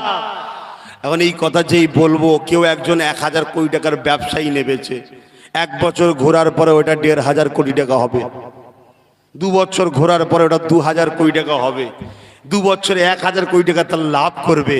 তার কাছে খবর গেলে সে আমার ওপরে খুশি হবে তো নাকি? সে বেজার হবে, ঠিক না বে ঠিক? সে আমার পিছনে লাগাবে। কথা বুঝছে না? তোমাকে লাগাবে না, ঠিক জায়গায় যে দেবে। আলান 50 কোটি রাখেন, ওকে একটু টাইট করতে হবে। তাহলে আমার দুশ্মন বাড়ছে না কমছে? তাহলে আমার দুশ্মন বাড়ছে বলে আমার কমের ভাইগুলো, আমার মা, আমার বাপ, আমার ভাই সব জাহান্নামে চলে যাবে, আর আমি চুপ থাকবো, আল্লাহ আমায় ছেড়ে দেবে? তাহলে আমাকে বলতে হবে। বললে বাপ মার খাই, না বললে মা ব্যাং খাই। এটা কি কথা আছে না? অর্থাৎ আমি চিন্তা করছি না, আমি শুধু দুঃখ পাচ্ছি। এত কষ্ট করে বলেও তোমরা একটু শুধরাচ্ছ তো নাকি? একটু একটু হলেও ফিরছো তো? নিজের কালচার, নিজের নীতি, নীতির আদর্শ, নিজের অস্তিত্বকে বাঁচাও। তোমরা তোমাদের নেতা হযরত মুহাম্মদ সাল্লাল্লাহু আলাইহি সাল্লামের নীতি আদর্শ শেখো। এবং তোমরা শুধু শিখছো তা নয়, তোমাদের ঘরে শিখে গিয়ে তোমাদের মা বোনদের ঘরে শেখাতে হবে, বেটিদের শেখাতে হবে। কি প্রত্যেকটা বাড়িতে এখন সিরিয়াল ঢুকে গেছে। আমাদের বাড়ির মেয়েরা বসে বসে সিরিয়াল দেখছে, অবাস্তব গুণকে দেখছে, অবাস্তব যেগুলো বাস্তব নয় দেখে নিয়ে এবার রিস্ক নিচ্ছে, বাস্তব এটা করবো। হয় কখনো? হ্যাঁ হয়। রাত 12টায় একজন মহিলা সিরিয়ালে দেখাচ্ছে, রাত 12টায় একজন মহিলা ঘুরছে, কিছু দুষ্কৃতী এসে গেছে, হঠাৎ করে 2-4 জন বস চলে এলো, তারা এসে তাদেরকে মেরে ধরে দিয়ে মহিলাটাকে বাঁচিয়ে দিল। বোন কোনো চিন্তা করেনি, চলে যাও। আমাদের বোন দেখে ভাবছে আমারও ঠিক এরকম হবে, তাহলে সে রাত 12টায় বেরিয়ে পড়েছে, কিছু চোর বদমাইশ জুটে গেছে, সে ভাবছে এক্ষুনি কেউ আসবে। এটা অবাস্তব তো, এটা বাস্তব হয় কখনো?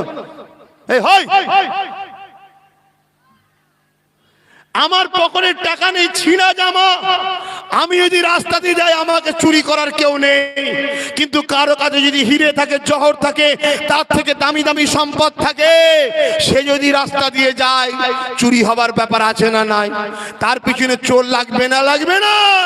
তাই আমার মা বোনেদের বোঝা দরকার, পুরুষ হচ্ছে ভিখারি। বোঝাবার জন্য বলছে, ওর কাছে পকেটের টাকা নেই, কিচ্ছু নেই। তাই ও একা গেলে, দিনের বেলা গেলে, খোলামেলা গেল, ওর পিছনে চোর লাগবে না। মারে তোমাকে যিনি বানিয়েছে, তোমার মধ্যে কিছু নিয়ামত দিয়েছে যেগুলো হীরের থেকেও দামি, জহরতের থেকেও দামি, দুনিয়ার জমিনে এই দামি দামি সম্পদ তোমার রব তোমাকে দিয়ে বলেছে, নারী রে তুই যদি এগুলোকে ঢেকে ঢুকে না নিয়ে যাস, আর রাত্রি রাত্রি যদি ঘুরে বেড়াস, তাহলে চোর চুরি করে নেবে, তুই ফেঁসে যাবি। জবাব কিন্তু তোর কাছ থেকে আমি লবো, কারণ এইগুলো তোর কাছে জমা রেখেছি। আমারই কোনো এক বান্দা তোর কাছে যাবে, তোর জন্য হালাল হবে, শুধুমাত্র সে পাবে। তুই যত্ন করে তাকে না দিতে পারিস, মনে রাখবি তার তো জীবন জাহান্নাম হবে। তোকেও তুলে নিয়ে এসে জাহান্নামে ভরবো। ঠিক না বে ঠিক? আজ পশ্চিমা দুনিয়ায় এসব আছে। মেয়ের গর্ভের সন্তান স্বামীকে বলছে বাপ। এই খারাপ লাগলে হাসার কিছু নেই, বাস্তবটা বলছি। কেন? উলঙ্গপনা, বিহায়াপনা, চরিত্রহীনতা। তারা মনে করে একজন পুরুষ নারীর গায়ে একটু হাত যদি দেয় অসুবিধে নাই, তারপরে একটু এক কাট বাড়ে, পাশে বসলে অসুবিধে কি আছে, আর একটু বাড়ে, একবার যদি অসুবিধে কি আছে। এই করতে করতে ওরা এমন জায়গায় নেমে গেছে, নিজের বাপ পর্যন্ত নিজের বেটিকেও চরিত্রহীন খারাপ রাস্তায় নেবে। আর এগুলো মিডিয়া খোলো। এখন হয়তো কেউ ভাববেন যে হুজুর এই সব কথা আপনি বলছেন কেন? সমাজে এই সকল কিছু পশু আমার দেশে ঢুকে গেছে, সেই পশুগুলো আমার দেশটাকে উলঙ্গ করতে চাইছে। ঠিক না বেটি? তাই সজাগ করছে এই পশুদেরকে, একটুখানি সাইজ করার সময় এসেছে।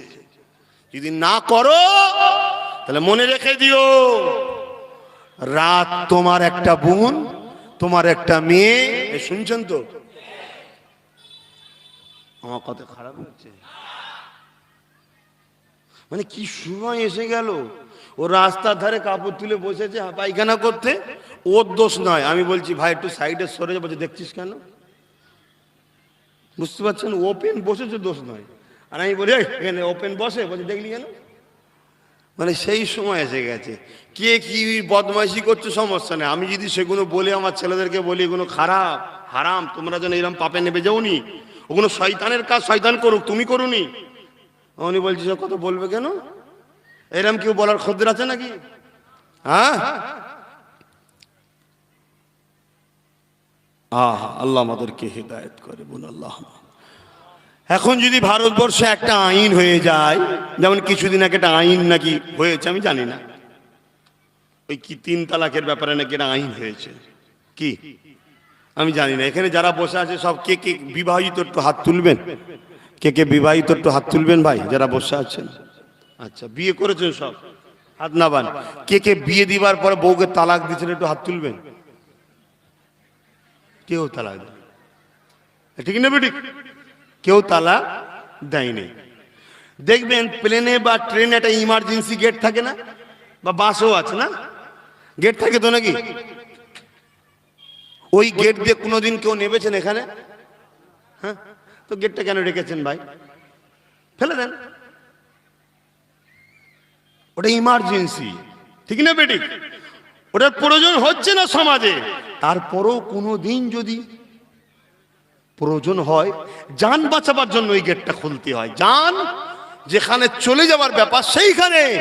তালাকটা হলো নারীদের যেখানে জান চলে যাবার ব্যাপার বা পুরুষের জান চলে যাবার ব্যাপার, তখন ইউজ করার নাম হলো তালাক। কথা বুঝছেন না, বোঝেন না? কিন্তু মূর্খকে কে বুঝাবে? মূর্খ এখন মোড়ল হয়েছে, বুঝতে পারছেন না? মূর্খটাকে চিনতে পারছেন না? মোড়ল মূর্খ হয়েছে, মূর্খ এখন টাওয়ার ধরে নিয়েছে। মূর্খ টাওয়ার ধরে লিবার পরেই বলছে এইটাকে তুলে দাও। যদি ওই গেটটা যদি এখন তুলে দেয়, ইমার্জেন্সি কোনো একদিন যদি প্রয়োজন হয়, গাড়ি ডুবে গেছে পানিতে বা অ্যাক্সিডেন্ট হয়ে গেছে, তখন কি হবে? এবারে মরতে হবে, এবার মরছে। কথা বুঝছেন না, বোঝেন না? তোমার জানা নেই, তুমি জানো, শেখো। কথা ঠিক না বেটি? একটা ডাক্তার, পৃথিবী বিখ্যাত ডাক্তার, তার লাইনে অবশ্যই সে পৃথিবী বিখ্যাত, কিন্তু এই ডাক্তারের কাছে আমি মূর্খ, ঠিক না বেটি? ডাক্তারের লাইনে মূর্খ নয়, কিন্তু ঠিক তেমনই একটা ধর্মীয় ম্যাটারে তুমি যত বড়ই লাট সেবক, তুমি একজন মূর্খ, তোমার জানা নাই। তুমি হয়তো কিছু দালাল মার্কা লোকের পাল্লায় পড়েছো, তোমাকে ভুল বুঝিয়েছে, তুমি সেই ভুলে হই হই হই করে নাচছো। তালাকটা হলো নারীদের একটা অধিকারের নাম, নারীদের একটা অধিকারের নাম। বিবাহর পরে যখন বাসর রাত করতে গেছে, যাবার পরে দেখছে পুরুষের কিছু সমস্যা আছে, যে সমস্যাটা আশা করছি আপনারা বুঝতে পেরেছেন। পুরুষের যেটা থাকা কম্পালসারি দরকার, যেটা না হলে সন্তানও হবে না, সংসার হবে না, সেরকম কিছু একটা রোগ আছে, সমস্যা। বলুন, একটা 20 বছর বা 18 বছরের মেয়ে এখনো 40 বছর বাঁচবে, এই মহিলার জন্য বিকল্প রাস্তা কোথায়? হয় স্বামীর চোখের আড়ালে পাড়া প্রতিবেশী কারোর সঙ্গে পরকিয়া করতে হবে, ঠিক না বেটি? তবে সে পাপ কাজে জড়াচ্ছে, সেটা চরিত্রওয়ালা হবে না চরিত্রহীন হবে? এখন এইগুলোকেই সমাজ বলছে চরিত্রওয়ালা, কেন পুরো দেশটাই তো চরিত্রহীন বেশিরভাগ হয়ে যাচ্ছে। কথা বুঝছেন না, বোঝেন না? মানুষগুলো আস্তে আস্তে চরিত্রহীন হয়ে যাচ্ছে। সেই জায়গায় ইসলাম বলছে কি, এই জায়গায় একটা রাস্তা আছে, সেটা হলো কি, এই তোর যখন সমস্যা আছে তুই ওই নারীটাকে ছেড়ে দে, ওর জীবনটা নষ্ট করিস না। ও লাস্টে সহ্য করতে পারবে না, ভালো ঘরের মেয়ে হলে হয় আত্মহত্যা করে ফেলবে, পাপের ভয়, লজ্জার ভয়ে, বাপের সম্মানের ভয়ে মরে যাবে। এরম করিস না, একটা মেয়ের জীবন নষ্ট করিস না। এক কাজ কর, তাকে ছেড়ে দে, সেটা ভালো ছেলের সাথে সংসার করুক। এই কথা বুঝছেন না, বোঝেন? এটা গেল একটা। দ্বিতীয় নম্বর কথা, আপনি ধরেন বড় মেহনত করে গরিব মানুষ, বাইরে বাইরে বাইরে বাইরে কাজ কাম করে বেড়ান, আপনার স্ত্রীটা এখন হয়ে গেছে চরিত্র খারাপ, সে আপনার চোখের আড়ালে, আর বলছি না, বুঝতে পারছেন সব, কোন একদিন আপনি জানতে পেরে গেছেন। এবার আপনার কি হবে? ভালোবাসেন বলে তাকে বললেন, এ শোনো তুমি এটা করছো, এটা অন্যায়, এটা আমি পছন্দ করি না, তুমি শুধরে যাও। শুধরালো না। ইসলাম বলছে যেখানে প্রেম নাই সেখানে মানে একে অপরকে মেরেও দিতে পারে, ঠিক না বেঠিক? একে অপরকে সমাজে মারছে না, মারে না, মেরে দিতে পারে। অনেকে স্বামীকে মেরে প্রেমিকার সাথে পালিয়েছে, অনেকে আবার স্ত্রীকে মেরে অন্য নারীকে পালিয়েছে, আছে না নাই? এ সমাধানটাকে দেবে, বলো কোথায় সমাধান আছে? এ সমাধানের দেশ দিতে পারবে? এ সমাধান তিনি দিতে পারবে যিনি অন্তরটাকে তৈরি করেছে, তিনি জানিয়ে দিয়েছে সমাধান, ঠিক না বেটি? ভাইয়ের আমার, তাহলে সেই জায়গায় এই সমাধান, মোহব্বতের সমাধান কখনো কোনো মানুষ দিতে পারে না, ওটা মনের ব্যাপার। আপনি জোর করে চোখ দেখিয়ে আর করে ঠিক করে দিলেন, কিন্তু পরে কোনো পিছনে গিয়ে একে অপরকে মেরে দিয়ে যায়, লাইফের মতো গায়েব হয়ে যাবে। ইসলাম কি বলছে? এক কাজ করো, ও যদি তোমায় সত্যি ভালোবাসে তাহলে ওর পাপ কাজটা ছেড়ে দেবে, ভুল হইতে পারে, ছেড়ে দেবে। তাই তুমি ওকে সতর্ক একবার করো, শুনলো না, তখন তুমি ওকে বলো তোমার থেকে কিন্তু আমি আলাদা হব, তাই একবার বলো তালাক, দেখো ওর মধ্যে পরিবর্তন হচ্ছে কিনা। পরিবর্তন যদি হয় এক জায়গায় হয়ে যাও, হচ্ছে না তাহলে ওর মধ্যে প্রেম নেই, তাহলে আবার একবার বলো যে তুমি যে কাজ করছো এভাবে সংসার তোমার সঙ্গে আমার করা সম্ভব নয়। আবার একবার বলো, ইদ্দত পালনের পরে শুনছে না। ইসলাম বলছে এমন হতে পারে যে তোমার জন্য এতটুকু প্রেম নেই, অন্য পুরুষকে ভালোবাসে,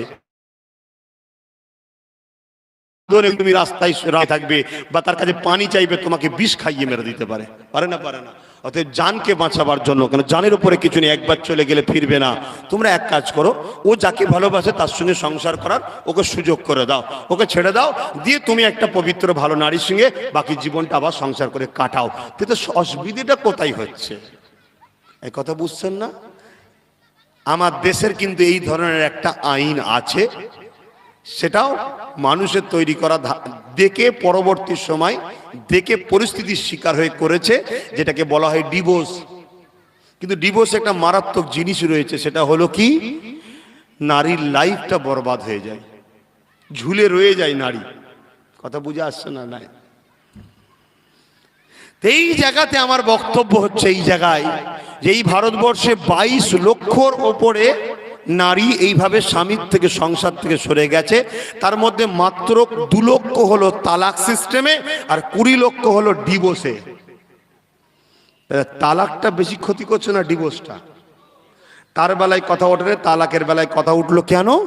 একটাই কারণ, এটা ইসলাম ধর্মের একটা বিধান, তাই অতএব ইসলামকে মিটাতে হবে। কথা বুঝতে পেরেছেন?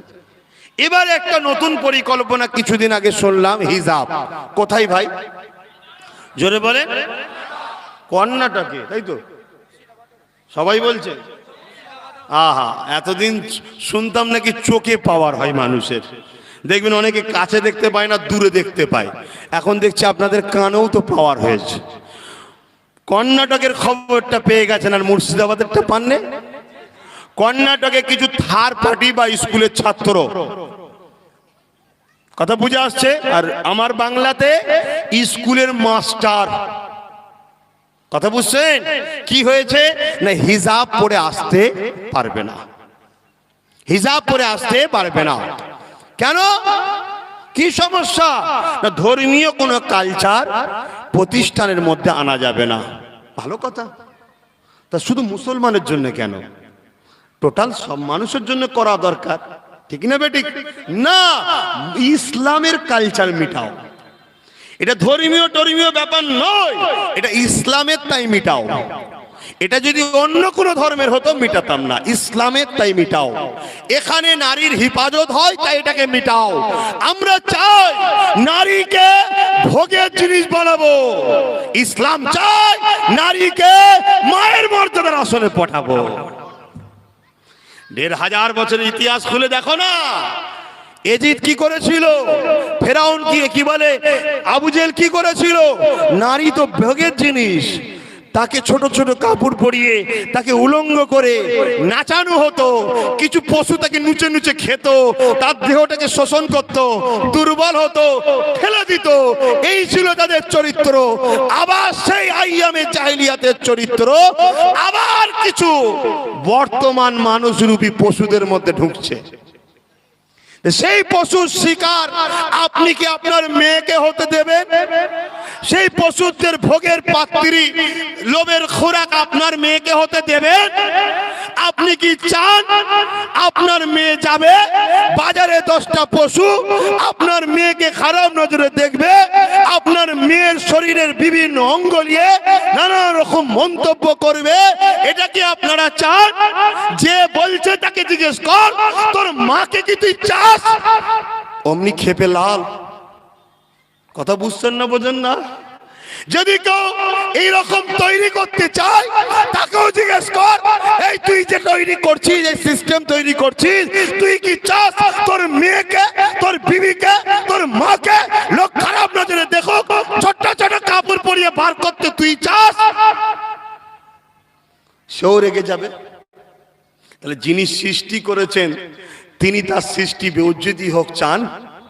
তাই বলেছেন, নারী তোমার মধ্যে কিছু জিনিস আছে, ওর সিস্টেমটা হচ্ছে এইভাবে প্যাকিং করে রাখতে হয়, না হয় ওই জিনিসটার মূল্য কমে যাবে। স্রষ্টার থেকে বেশি কেউ বোঝে?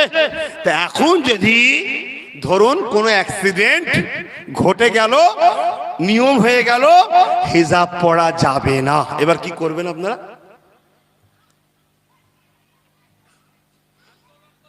কি করবেন? আন্দোলন করে, আন্দোলন যেই করবেন অমনি বলছেন করোনা বেড়ে গেছে, কোন জমায়েত বন্ধ।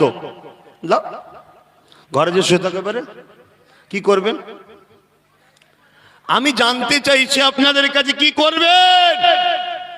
আব্বাস সিদ্দিকী তো অনেক অনেক কিছু বলেছিলেন, এই তো শুরু, আগামীতে আরো কিছু দেখতে পাবেন আপনারা।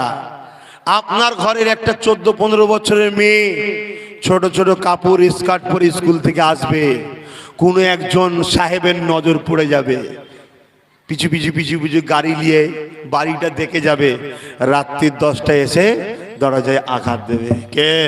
দরজাটা খোলো, সাহেব এসছি। খুলে দেবেন, হাতটা ধরবে, চ। আপনি বলবেন কি হয়েছে? কালকে দিয়ে যাব। ভাষা খারাপ লাগলো, আগামী 5 বছরের মধ্যে এই কথাটা মিলিয়ে নেবেন। এই যুবক, এই ইসলামের মাননেওয়ালারা, তোমার নবীর বংশের ছেলে বলছি, এ চোখ যা দেখে, এ দিল যা বোঝে, তুমি বুঝতে পারোনি, দেখতে পারোনি, তাই তুমি আমার বিরুদ্ধে দালাল বলেছিলে আমাকে। আজ তোমাকে তোমার মালিক দেখাচ্ছে একটা একটা করে, আগামীতে আরো দেখবে। এর সমাধান কি আছে বলো? হ্যাঁ, এর সমাধান আছে, এর সমাধান আছে। নেই কে বলেছে? সমাধান আছে। এর সমাধান 3টে বলে যাচ্ছি। প্রথম নম্বর হলো, প্রত্যেকটা বাপকে, প্রত্যেকটা ভাইকে, তার স্ত্রী, তার বুমেকে হিজাবের মধ্যে আনতে হবে। সর্বপ্রথম রাসূলের সুন্নাত অনুযায়ী, জীবন আদর্শ, আল্লাহর হুকুম অনুযায়ী প্রত্যেকটাকে আনতে হবে। 1 নম্বর সমাধান। দ্বিতীয় নম্বর সমাধান হলো এটাই, দ্বিতীয় নম্বর সমাধান হলো এটাই, আমাদেরকে ভাবতে হবে, যে আমার দেশের গণতন্ত্রের বিরুদ্ধে বলে মাথা তুলে থাকে, আমি গণতন্ত্রের অধিকার নিয়ে আমার স্বাধীন চাই, তাও মাথা তুলতে পারিনি কেন? কোন পাওয়ারে ও বলে, কোন পাওয়ার ওর পাশে আছে, সেই পাওয়ারের জায়গায় আমাদেরকে দখল করতে হবে। 3 নম্বর কথা হলো এটাই, সমাজে মুসলমানদের নেতৃত্ব বা লিডার দিবার অভাব নেই। তোমাকে দেখতে হবে কে ঠান্ডা ঘরে বসে টাকা লেনদেন করে, আর কে সত্যি দিল থেকে লড়াই করছে। যে লড়াই করছে তার পিছনে দাঁড়িয়ে এই বাংলায় এবং ভারতে ইনকিলাব পয়দা করতে হবে। যদি পারো ওয়েলকাম, না পারো যেটা মন চাই করো। না হুজুর কি করব, তাহলে আর কি করা যাবে? তুমি যদি মহান আল্লাহর আইনকে অপমান করো। দুনিয়ায় যদি কোনো আইন হয়, তুমি যদি ওটা না মানো, দুনিয়ার আইন যারা তৈরি করছে তারা বলছে তোমাকে জেলে দেওয়া হবে, তোমার শাস্তি হবে। তারা যদি এ কথা বলার অধিকার রাখতে পারে, যিনি তোমায় সৃষ্টি করেছে, তিনি যে আইন করে দিয়েছে, ওই আইন না মানলে তিনি তো তোমায় শাস্তি দেবে, এটা কেন তিনার অধিকার নাই? কথা বুঝছো না বোঝো না?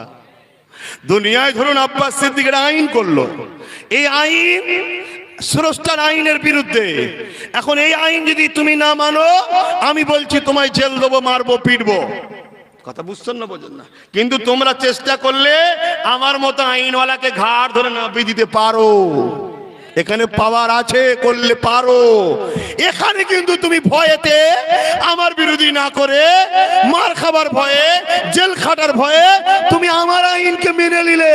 যিনি তোমার সৃষ্টি করেছে, এ মা বোন শুনে রেখে দাও, তিনি আইন করেছে পর্দা করতে হবে, তিনার হুকুম হিসাব করতে হবে।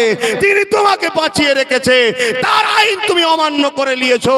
তিনি বলেছে আয় জাহান্নামের শাস্তি আছে, এই বলার অধিকার তিনার আছে না নাই? কিন্তু তিনার বিরুদ্ধে লড়াই করে কি তিনাকে নামাতে পারবে? তাহলে যেখানটা সহজ আছে আজ থেকে তৈরি হও। যারা আমার শরীয়তে আঘাত দেবে, ঘাড় ধরবো, নামাবো তাদেরকে, ঠিক না বেঠি? তাতে যা করতে হয় করবো আমরা, ঠিক না বেঠি? কারণ এখানে চেষ্টা করলে পারা যাবে। 10 বছর, 20 বছর, 30 বছর, 40 বছর, 50 বছর জেল যদি খাটতে হয় তাও খাটা যাবে। ওখানে কোনো বুঝাতে পাচ্ছি, আর এই যা বুঝাচ্ছি সব রেকর্ড হচ্ছে। আবার আমাদের লোকেদের শুধু নয়, অনেক জায়গার লোকেরা রেকর্ডিং হচ্ছে। আমাকে এখন সবাই রেকর্ডিং করে। কথা বুঝে আসছে না? সব বসে বসে চিরুনি তল্লাশি করে দেখে কি বলেছে। কথা বুঝছেন না? তাহলে আমার দুশ্মন বাড়ছে না কমছে? তুমি বলতে পারো নি, আমি বলেছি, আমার বলা বন্ধ করে দেবো? তাহলে এই কণ্ঠটা চালাতে গেলে তুমি কণ্ঠ খুলতে পারো নি, কিন্তু তোমাকে এই কণ্ঠটাকে পাহারাদার হতে হবে। এই পারবে? হাত তুলে বলো পারবে। ঠিক আছে, এই জায়গায় পাকাপোক্ত থেকো। এখন আবার কিছু ভাই আছে এই সমাজে, তারা বলবে যে না বাবা আমরা পারবো না, কেন আমরা অন্য কাউকে খুশিতে রাখতে হয়। তারা যদি দুনিয়ার কাউকে খুশি করার জন্যে আল্লাহর বিরোধী হতে পারে, আমরা আল্লাহকে খুশি করার জন্য দুনিয়ার সমস্ত জালিমের বিরোধী হতে পারবো। ঠিক না বেঠিক? আর কথা নয়, এখন একটু সালাম আর দোয়া ইয়া নবী।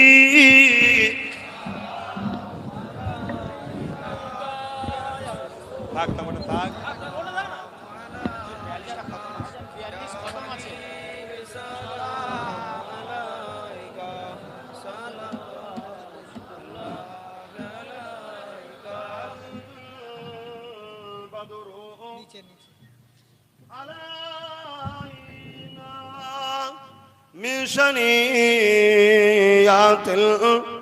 الوداع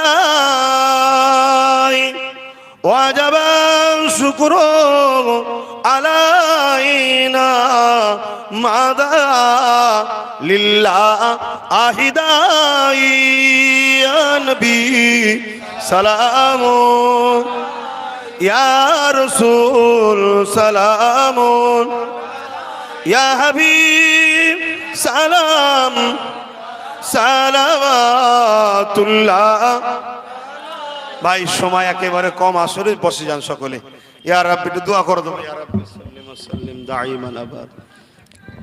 ভাইরা আমার আসেন দোয়া করব।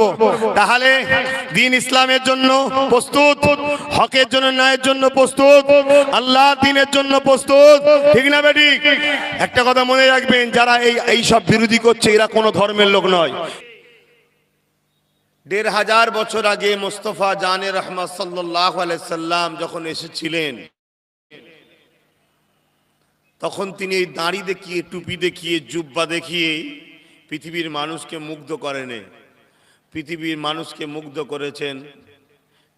ইন্নাকা লাআলা খুলুকিন আযীম, উত্তম চরিত্র দিয়ে পৃথিবীর মানুষকে মুগ্ধ করেছেন। জোরে বলুন সুবহানাল্লাহ।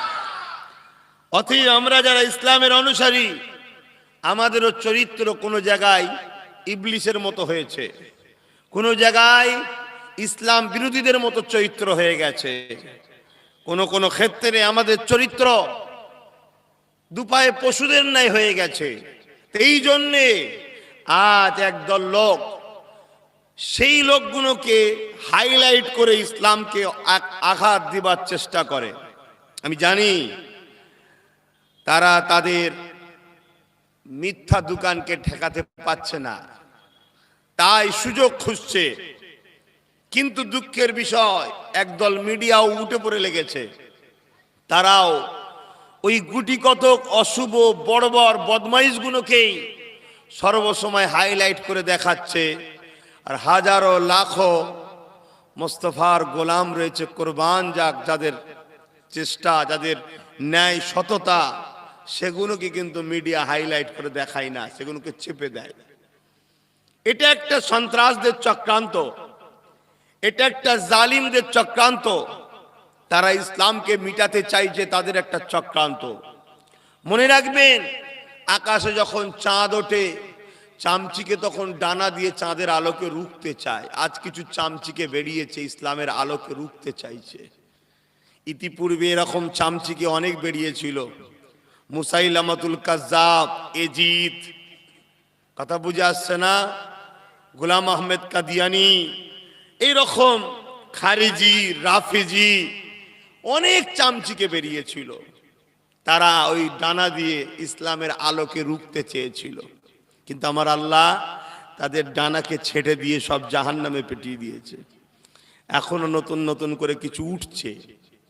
কিন্তু আমার বিষয় আপনাদের কাছে, আমার আল্লাহ তার দিনের হিফাজত করছেন, করবেন। আল্লাহ ওয়াদা করেছেন, আমি কোরআনের হেফাজতকারী আর মোহাম্মদ রসুলের হিফাজতের দায়িত্ব আমি আল্লাহ স্বয়ং নিজে নিলাম। জোরে বলুন সুবহানাল্লাহ। কিন্তু তোমার তো কিছু কাজ আছে, তোমার তো কিছু দায়িত্ব আছে, তোমার তো কিছু করণীয় আছে, আছে না নাই? সেই করণীয়টা দেখাবার সময় এসছে। অনেক গায়ে হাওয়া লাগিয়েছো বাবা, অনেক হই হই করেছো, গায়ে হাওয়া লাগিয়ে লাগিয়ে লাগিয়ে লাগিয়ে ঘুরে বেড়িয়েছো। এখনো কিছু মানুষ গায়ে হাওয়া লাগাচ্ছে, দেখুন ছায়া করে দাঁড়িয়ে আছে, সব গায়ে হাওয়া লাগাচ্ছে। হাওয়া লাগাবার আর সময় নেই, কথা বুঝে আসছে? আগুন আগুন আগুন আগুন থাকবে, আগুনের ওপর দিয়ে হাঁটতে হবে আল্লাহর প্রেমে। কাঁটা বিছানো থাকবে পেরেক, আল্লাহর প্রেমে হাঁটতে হবে। ধারালো তরোয়াল বিছানো থাকবে, আল্লাহর প্রেমে হাঁটতে হবে।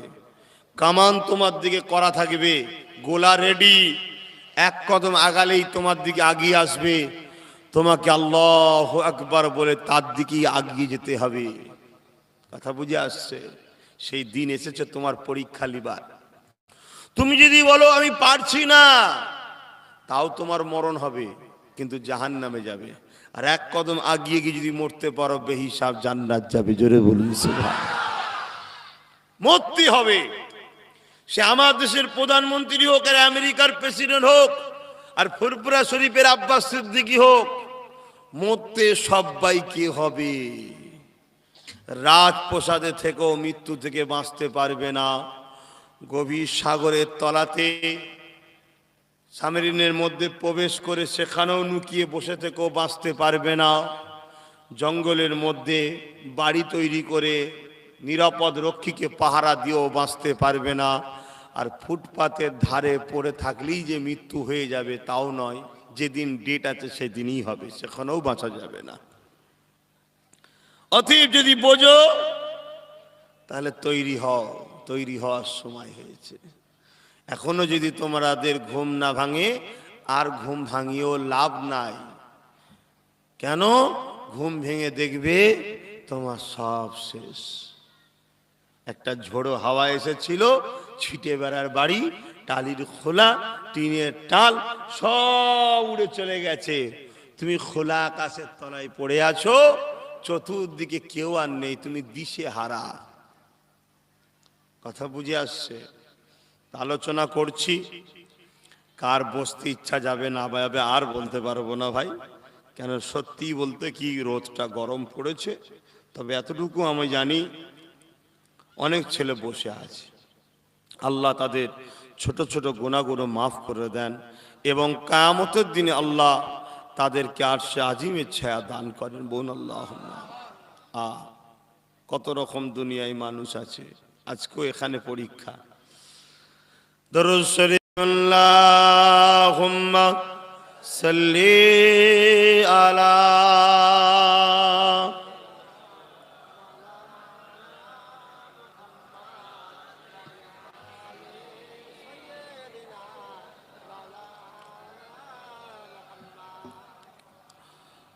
أعوذ بالله من الشيطان الرجيم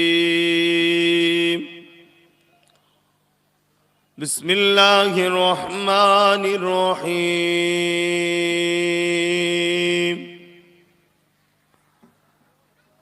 نحمده ونصلي على رسوله الكريم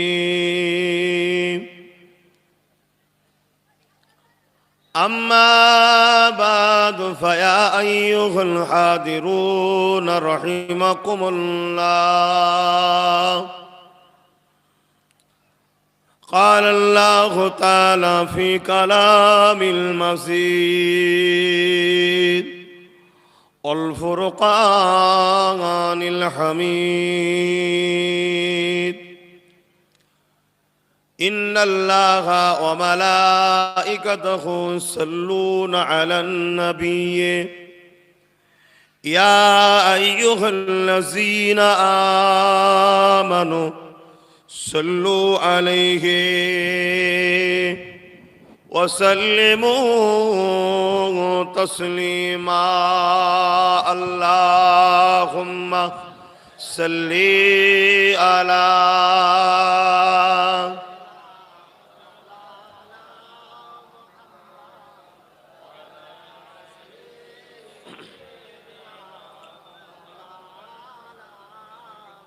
محبتي اللهم صل على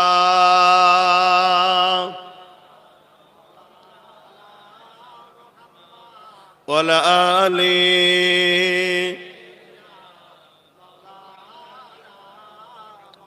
ভাইরা আমার, হয়তো হালকা বয়সে মাথায় টুপি নেই, প্যান্ট শার্ট রয়েছে, পরিস্থিতি যেটা সমাজ পরিবেশ গড়ে গেছে, কিন্তু মুসলমান তো তোমরা, ইমানদার তো, নবীর উম্মত তো, দরুদ পড়া এত অহনিয়া কেন? দরুদ পড়া তো প্রত্যেকটা ইমানদারের দায়িত্ব। এই পৃথিবীতে অনেক ধর্ম আছে, যে যার কাজ করছে, তোমার ধর্মের কাজ তো এটা, তুমি করুনি কেন? মহব্বত পড়া, ভালোবাসাই পড়ো, জবান খুলে পড়ো, না লজ্জা লাগছে? হ্যাঁ, এই দুনিয়ায় কত লোক তার ধর্মের কাজ করছে, কই তাদের তো লজ্জা লাগে না? তোমার লজ্জা লাগে কেন? দিল খুলে চিৎকার দিয়ে পড়ো। আশপাশে কোনো ইবলিস শয়তান থাকলে, বালা মুসিবত থাকলে, এই দরুদের আওয়াজে আল্লাহর নামেতে সব বালা মুসিবত চলে যায়। এটা আমাদের ঈমান, এটা আমাদের প্রেম, এটা আমাদের শিক্ষা, এটা আমাদের বিশ্বাস। এক একজন এক এক বিশ্বাসে আছে। এই দুনিয়ায় কিছু কিছু লোকের বিশ্বাস, মুদ খেলে নাকি রোগ ভালো হয়ে যায়, সে খাচ্ছে, তার বিশ্বাসকে আমি ভালো বলতে যাব না, খারাপও বলতে যাব না, কিন্তু তার তো লজ্জা লাগে না?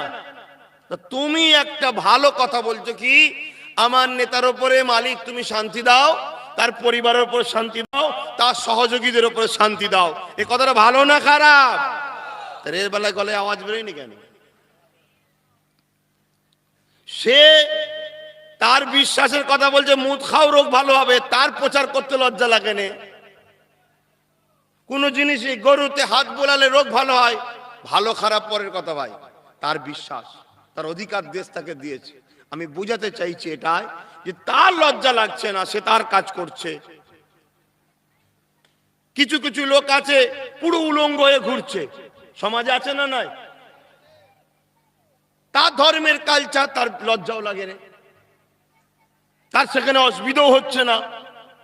আর তুমি কত সুন্দর একটা কথা বলছো কি, তোমার ধর্মের লিডার যে এবং তামাম কায়নাতের জন্য যিনি নেতা মুহাম্মদ সাল্লাল্লাহু আলাইহি ওয়াসাল্লাম, তার উপরে তুমি কি বলছো? শান্তি বর্ষণ করেন। কার কাছে বলছো? তোমার কায়নাতের যিনি স্রষ্টা তার কাছে বলছো যে আমার নেতার উপরে আপনি শান্তি বর্ষণ করেন, নেতার পরিবারের উপরে করেন, নেতার যারা সাহাবী ছিলেন, সহযোগী ছিলেন, তাদের উপরে করুন। এই কথাটা ভালো না খারাপ? এতে কি হবে? এই কথাটা যখন তুমি বলো, মহান রব্বুল আলামিন বলছে আমি সঙ্গে সঙ্গে যারা এই কথা দোয়া চায় তাদের উপরে 10 বার রহমত বর্ষণ করি। জোরে বলুন সুবহানাল্লাহ। রোগ অন্য কোনো মানুষের মধ্যে নাই। আমাদের ক্ষতি করছে, হ্যান করছে, ত্যান করছে, সব বাজে কথা। আমাদের ক্ষতি আমরা নিজেরাই করছি। রোগ আমাদের মধ্যে ঢুকেছে। আমাদেরকে লজ্জা লাগে দরুদ পড়তে, আমাদেরকে টুপি পড়তে লজ্জা লাগে, দাঁড়ি রাখতে লজ্জা লাগে, নামাজ পড়তে লজ্জা লাগে, লোক সমাজে গিয়ে আসসালামু আলাইকুম বলতে লজ্জা লাগে। আসসালামু আলাইকুম মানে কি? তোমার উপরে ভাই শান্তি বর্ষণ হোক। একটা মানুষের ভালো কল্যাণ চাইছে, এই কথাটা বলতে তোমার লজ্জা লাগে। দুজন ঘুরে দেখবে, তোমার লজ্জা লাগছে। ওই দিক থেকে কি বলবে? ওয়া আলাইকুমুস সালাম ওয়া রাহমাতুল্লাহি ওয়া বারাকাতুহু। তোমার উপরও আল্লাহর শান্তি বর্ষণ হোক, তোমার বরকত হোক, অর্থাৎ তোমার কারবার ব্যবসা বাণিজ্য সবকিছু, তোমার শরীর সুস্থ থাকুক, ভালো থাকুক, আল্লাহর রহমত তুমি পাও। কথাটা ভালো না খারাপ? ওই কথা বলতে লজ্জা লাগছে, বলছে এরকম করে না, করে না? তাহলে রোগ তো আমাদের মধ্যে ঢুকেছে। যেখানে যেখানে যাবে লম্বা লম্বা সালাম দেবে একে অপরকে দেখলে। তবে মোমেন মুসলমান আমরা যারা আছি, তাকে একে অপরকে দেখলে অমুসলিমের জন্য সালাম নয়। কথা বুঝে আসছে? নাই সালাম দেবে, লম্বা গিয়ে সালাম দেবে। বাজারে দেখা হয়েছে একটা ভাইকে, আসসালামু আলাইকুম। তোমরা কোনো ব্যবসা কারখানায় গেছে, এক অফিসে চাকরি করো, সে তার কালচারে সে করছে, সে করুক কি যাক, কিন্তু তোমার একজন কেউ আছে যাকে দেখলে সালাম দিতে হয়। বাকি অন্য সমাজের মানুষ আছে, ভাই খোঁজ খবর নিলেন, কেমন আছেন না আছেন, মালিক সবার ভালো করুক, এ কামনা করা দরকার। কিন্তু তোমার যে রীতিনীতি, একজন মোমেন মুসলমান আর একজন মুসলমানকে দেখলেই সালাম দিতে হয়, এটা আমার নবীর শিক্ষা, এটা কাজ, আমাদের ডিউটি। তো সঙ্গে সঙ্গে তুমি সেখানে কি করলে? সালাম দিলে। তোমায় সালাম দিতে লজ্জা লাগছে। কিছু কিছু মুসলমান আছে, তারা এমন কিছু কিছু জিনিস কথা বলে যাতে তাদের ঈমান চলে যায়, তারা জানেই না। যেমন নমস্কার বলে না মুসলমান, দেখবেন এই কথা বললে সঙ্গে সঙ্গে কাফের। কথা বুঝছেন না, বোঝেন না? এটা কোনো অমুসলিমেরও বলা ঠিক নয়, তারপরেও তাদের ব্যাপার, তারা বলবে কি না বলবে। কিন্তু তুমি যখন বলেছো আমি আল্লাহর উপরে ঈমান এনেছি, তোমার জন্য এই কথাটা বলা হারাম, শিরক। কথা শুনছেন না শোনেন না? আমার কথা কি বেজার হচ্ছেন? অনেকে বলে যে আমি ব্যবসা করি, আমার মহাজন হয়। মহাজন হয়তো কি হয়েছে, তোমার আল্লাহর থেকে বড়? তাহলে আল্লাহ তোমার নিষেধ করছে, তুমি তার কথা শুনলে না কেন? মহাজন কি তোমাকে ফ্রিতে টাকা দেয়? মাল দাও বিনিময়ে দেয়, কারবার করো বিনিময়ে দেয়, কই ফ্রিতে দেয় না তো। কিন্তু তোমার আল্লাহ তোমাকে তো কোটি কোটি টাকা সম্পদ ফ্রিতে দিয়েছে। চোখ দিয়েছে ফ্রি, কান দিয়েছে ফ্রি, হাত দিয়েছে ফ্রি, কথা দিয়েছে ফ্রি, পা দিয়েছে ফ্রি, কিডনি দিয়েছে ফ্রি, এখনো বাঁচিয়ে রেখেছে ফ্রি, জমিন ফ্রি, আসমান ফ্রি, সব তো ফ্রিতে তোমায় দিয়েছে। অতএব তার বিরোধী করতে তোমার ভালো লাগছে না? আর এর কথা না শুনলে তোমার থেকে চটে যাবে। তার কথা শুনছুনি, সে তোমার থেকে চটছে না চটানে? একে ছেড়ে দিয়ে তুমি বাঁচতে পারবে, তাকে ছেড়ে দিয়ে বাঁচতে পারবে তো? কিন্তু তোমরা মরছো, তোমরা তাকে ছেড়ে দিয়ে একে ধরছো। এ তোমায় বাঁচাতে পারবে না, এ তোমায় খাওয়াই নে, এ তোমায় সৃষ্টি করে নে, এর জন্য তুমি সব কিছু করছো। আর তার জন্যে বলো হুজুর এই সব গাইয়া হুজুর কেন নিয়ে এসছিস এখন মডার্ন? তোর মডার্নের মাথায় ঝ্যাঁটা মার। মডার্ন কাকে বলে? হ্যাঁ, নিজের পরিবার, নিজের মাকে এমন ভাবে বাজারে নিয়ে যাচ্ছ 10 জন দেখে, আহ কি জিনিস রে। কথা বলে না, বলে না? এর নাম মডার্ন? এই সমাজে ঘটছে না ঘটেনি? আর তোমার রব, তোমার মালিক, তোমার প্রভু কি বলছে? তোমার প্রভু কি বলছে? সে তোমার হুঁশ নাই। তো যাক বাপ, আমরা আল্লাহর দলের লোক, আমাদের কথা শুনবেন। আর না শয়তানের দলের লোকেদের কথা শুনবেন, ঠিক করুন। আমাদের দলের আল্লাহর দলের লোকের কথা শুনতে গেলে বাপ এগুলো বলবো আমরা, এতে তোমরা আমাদের ঘরে কঠোর বলো, গাইয়া বলো, যা খুশি বলো, আমরাও বলবো একদিন ময়দানে মাশরে। কি বলবো? কেমন লাগছে বল দেখি। আমরা এইটা বলবো যখন ধরে ধরে ধরে ধরে সব জাহান্নামে ঢুকাবে। কি গো মৌলী সাহেব, ইমাম সাহেবরা বলবো না? ইনশাআল্লাহ আমি তো ফুল ভেজে আছি বলবো। কি বলে না? কট্টর মৌলবী। আবার মিডিয়া গুলো বাবারি, এক একটা মিডিয়া আছে 10 বার 3 বার 4 বার করে মুল্লা মুল্লা মুল্লা মৌলী সাহেব কঠোর কঠোর করে। বলে না বলে না? শয়তান, তুই তো রবের কথা শুনবি নি বদমাইশ, জানুয়ার কোথাকারে ঘেউ ঘেউ ঘেউ করবি। আল্লাহ আমাদের কাছে আগে, ঠিক না বেটি? আর এই মাইকও করেছে একটা, আল্লাহ পাক ভালো জানে কি হচ্ছে। আমি তো কিছুই শুনতে পাচ্ছি না। কিছু গন্ডগোল হয়ে গেছে? আচ্ছা, গন্ডগোল হয়ে গেছে। তুই বস না, তুই জলসা কমিটি। হ্যাঁ, বারবার বলে দিচ্ছি, মাথা গরম করবি না আমার। আমি খুব ভালো খুব খারাপ নীতিতে ভাই কঠোর, আমি তাতে একা থাকবো তাও ভালো, দুনিয়া সব ছেড়ে দেবো, সব বাইবাদ, একা থাকবো, কিন্তু আমার আল্লাহ আল্লাহ রসুলকে ছাড়বো না। কথা বুঝে আসছে না? না, আমি তো প্রথমেই বলে দিলাম, হালকা বয়সে ঠিক আছে, আমাদের ভুল হয়, একটু হালকা বয়সের ছেলে দুনিয়ার রং তামাশাতে একটু প্যান্ট শার্ট পরে ফেলেছে, খালি মাথায় ঘুরে ফেলেছে, এগুলো হচ্ছে বাহ্যিক সাইড। মূলটা তো খারাপ করে ফেললি। মূল যেখান থেকে মেন সবকিছু প্রোডাকশন তৈরি হবে, সেই সাপ্লাইয়ের জায়গাটাই নষ্ট করে ফেললে। ঈমান, আকীদা আমাদের শেষ। তো ভাইয়ের আমার, একটু মহব্বতে দরুদ পড়তে হবে। আল্লাহুম্মা সাল্লি আলা। মাশাআল্লাহ, শয়তান বিচর খেয়ে দৌড়চ্ছে বারে। হ্যাঁ, বুক ফেটে যাচ্ছে। যত তোমরা এইভাবে মহব্বতে দরুদ পড়বে, তোমার নেতার দুশ্মন যারা, শয়তানের দলের লোক যারা, সব বুক ফেটে যাবে। কেন, ইয়ং ছেলে তোমরা তো, বুড়োরা দরুদ পড়লে না, শয়তান বলে পড়লেও কি না পড়লেও কি, ওকে আমার দরকার নেই আর। ঠিক যৌবন তোকে আমার রাস্তায় কাটিয়ে দিয়েছে, এখন তো বাতিল খাতাও। কথা বুঝছেন না, বোঝেন না? আর জন ছেলে যখন দরুদ পড়ে, নামাজ পড়ে, রোজা রাখে, হজ করে, নারাত তাকবীর, আল্লাহ আকবার দেয়, আরে শয়তানকে চেনেন তো? আই দেখ, যুবক গুলো চেনো তো নাকি? তোমাদের খাস বন্ধু তো নাকি? ইবলিস, যার নাম ছিল আজাজিল, সে আব্বা আদম আলাইহিস সালামকে সেজদা করতে বলেছিল, আল্লাহ করেনি বলে আমার আল্লাহ তাকে বলল, এই তুই কাফের, বেরিয়ে যা দরবার থেকে, আমার বেরিয়ে যা এখান থেকে। ওই আদম আলাইহিস সালামের জন্য তাকে তাড়িয়ে দেওয়া হয়েছে। তখন সে বলছে, আল্লাহ আমি তো 6 থেকে 7 কোটি বছর তোমার ইবাদত করেছি। ক বছর? 6 থেকে 7 কোটি বছর। একটা সেজদা তাজিমি না করার জন্য আল্লাহ তাকে কাফের বলে বার করে দিয়েছে। আমাদের কি দশা হচ্ছে বুঝতে পারছো তো? 6-7 কোটি বছর। তখন সে বলছে, আল্লাহ আমার তো কিছু একটা চাওয়া থাকতে পারে, এই কটা চাওয়া দরকার, দিতে হবে। কি চাস? না পৃথিবীর শেষ দিন পর্যন্ত আমাকে হায়াত দিতে হবে। আল্লাহ বলল, দিলাম। মানুষের রন্ধে রন্ধে, শিরায় শিরায় যেন ঢুকে যেতে পারি, আল্লাহ বলল, দিলাম। তখন ইবলিস শয়তান বলছো, আল্লাহ জান্নাত করেছো কেন? আমার আল্লাহ বলে, আমার বান্দারা যারা আমার দাসত্ব করবে, আমার কাজ করবে, তাদেরকে জান্নাত দেবো পুরস্কার হিসাবে। জোরে বলুন সুবহানাল্লাহ। শয়তান বলছে, একটা লোক তুমি জান্নাতে দিতে পারবে না। কেন?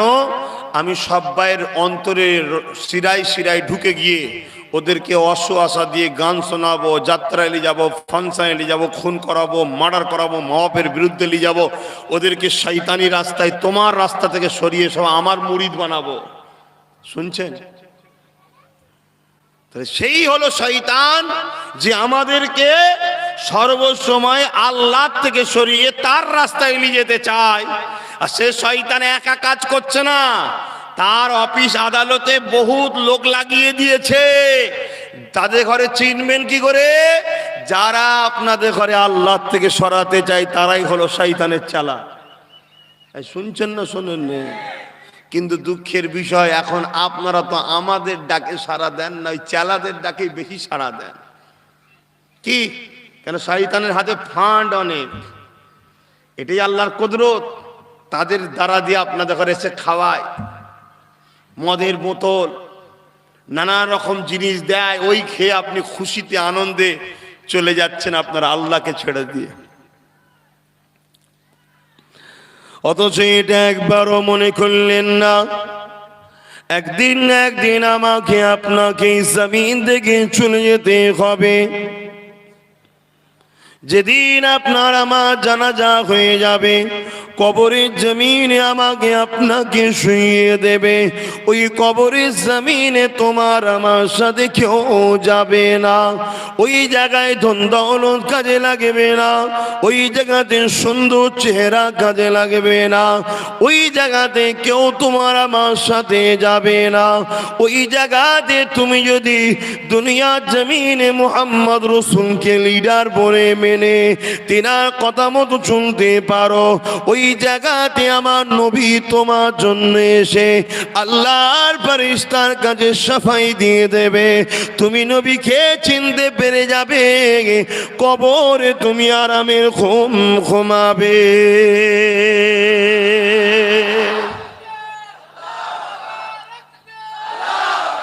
কিছু ছেলে, কিছু আমার যুবক ভাই বোন মনে করতে পারে যখন মরবো দেখা যাবে, এক্ষুনি মরতে পারো তো। এই মরণ এক্ষুনি হতে পারে না? পারে না? তাহলে কবর তো আজকে সন্ধ্যেই বা কালকে, এই তো। বাপেরা, নওজওয়ানেরা, ভয় করো আল্লাহকে। আল্লাহ পাক কোরআন পাকের মধ্যে জানিয়ে দিলেন, ইয়া আইয়ুহাল্লাযীনা আমানুত্তাকুল্লাহা ওয়ালতানজুরু নাফসুম মা কদ্দামাত লিগাদ। হে ঈমানদারেরা, তোমরা যারা ঈমান এনেছো, অর্থাৎ যারা বিশ্বাস করো আল্লাহকে এক বলে, আল্লাহ পাকের উপরে যারা ঈমান এনেছো, ফেরেশতার উপরে ঈমান এনেছো, কিতাবের উপরে ঈমান এনেছো, রাসূলের উপরে ঈমান এনেছো, আখিরাতের উপরে ঈমান এনেছো, ভালো মন্দ আল্লাহর পক্ষ থেকে হয় ঈমান এনেছো, এবং মৃত্যুর পরে আবার উঠানো হবে, বিচারের দিনের ঈমান এনেছো, তাদের সম্বন্ধে আল্লাহ পাক জানিয়ে দিলে, ওরে আমার বান্দা বান্দিরে, তোরা আমি আল্লাহ আমাকে ভয় কর। এবং আলতানজুরু নাফসুম মা কদ্দামাত লিগাদ, প্রতিটা মানুষের নফসের উচিত পরকালের জন্য সে কি করেছে ভাবা। কি করেছেন পরকালের জন্য? আপনার মাস্টার আজকে একটা পড়া দিয়েছে, একটা কাজ দিয়েছে, যদি আপনি করে না কালকে স্কুলে নিয়ে যেতে পারেন, মাস্টারের সামনে দাঁড়াতে আপনি পারবেন না, কারণ মাস্টার মারবে সে ভয় আপনার আছে। ঠিক না বেঠিক? তাই আপনি কি করেন? ভয়েতে রাত জেগে আপনি পড়াশোনা করেন। কিন্তু যারা চায় এ সমাজ মূর্খ হোক, তারা মাস্টারদের ঘরে বলে দিয়েছে ছেলেকে মারলেই তোমার চাকরি যাবে। আমরা ছেলেরা ভাবছি মাস্টার খুব ভালো আর আইন খুব ভালো না, এর জন্য আজকে সমাজে শিক্ষা আর নাই। ভয় না থাকলে কি করে সে পড়া করে যাবে? ভয় থাকলেই তো পড়বে। তা যেই প্রতিষ্ঠানগুলো এখনো শিক্ষক মারে, বিশেষ করে মাদ্রাসা মক্তবে, যেখানে প্রকৃত মানুষ তৈরি করা হয়, সেই জায়গায় যারা পড়াশোনা করে তারা উস্তাদের মারের ভয়ে পড়া করে নিয়ে যায়। কিন্তু আমরা একবারও ভাবলাম না আমার আল্লাহ আমাদের ঘরে কিছু কাজ দিয়েছে, এই কাজগুলো যদি আমরা করে না যেতে পারি, তাহলে আল্লাহ পাকের কুদরতের সামনে কিয়ামতের দিনে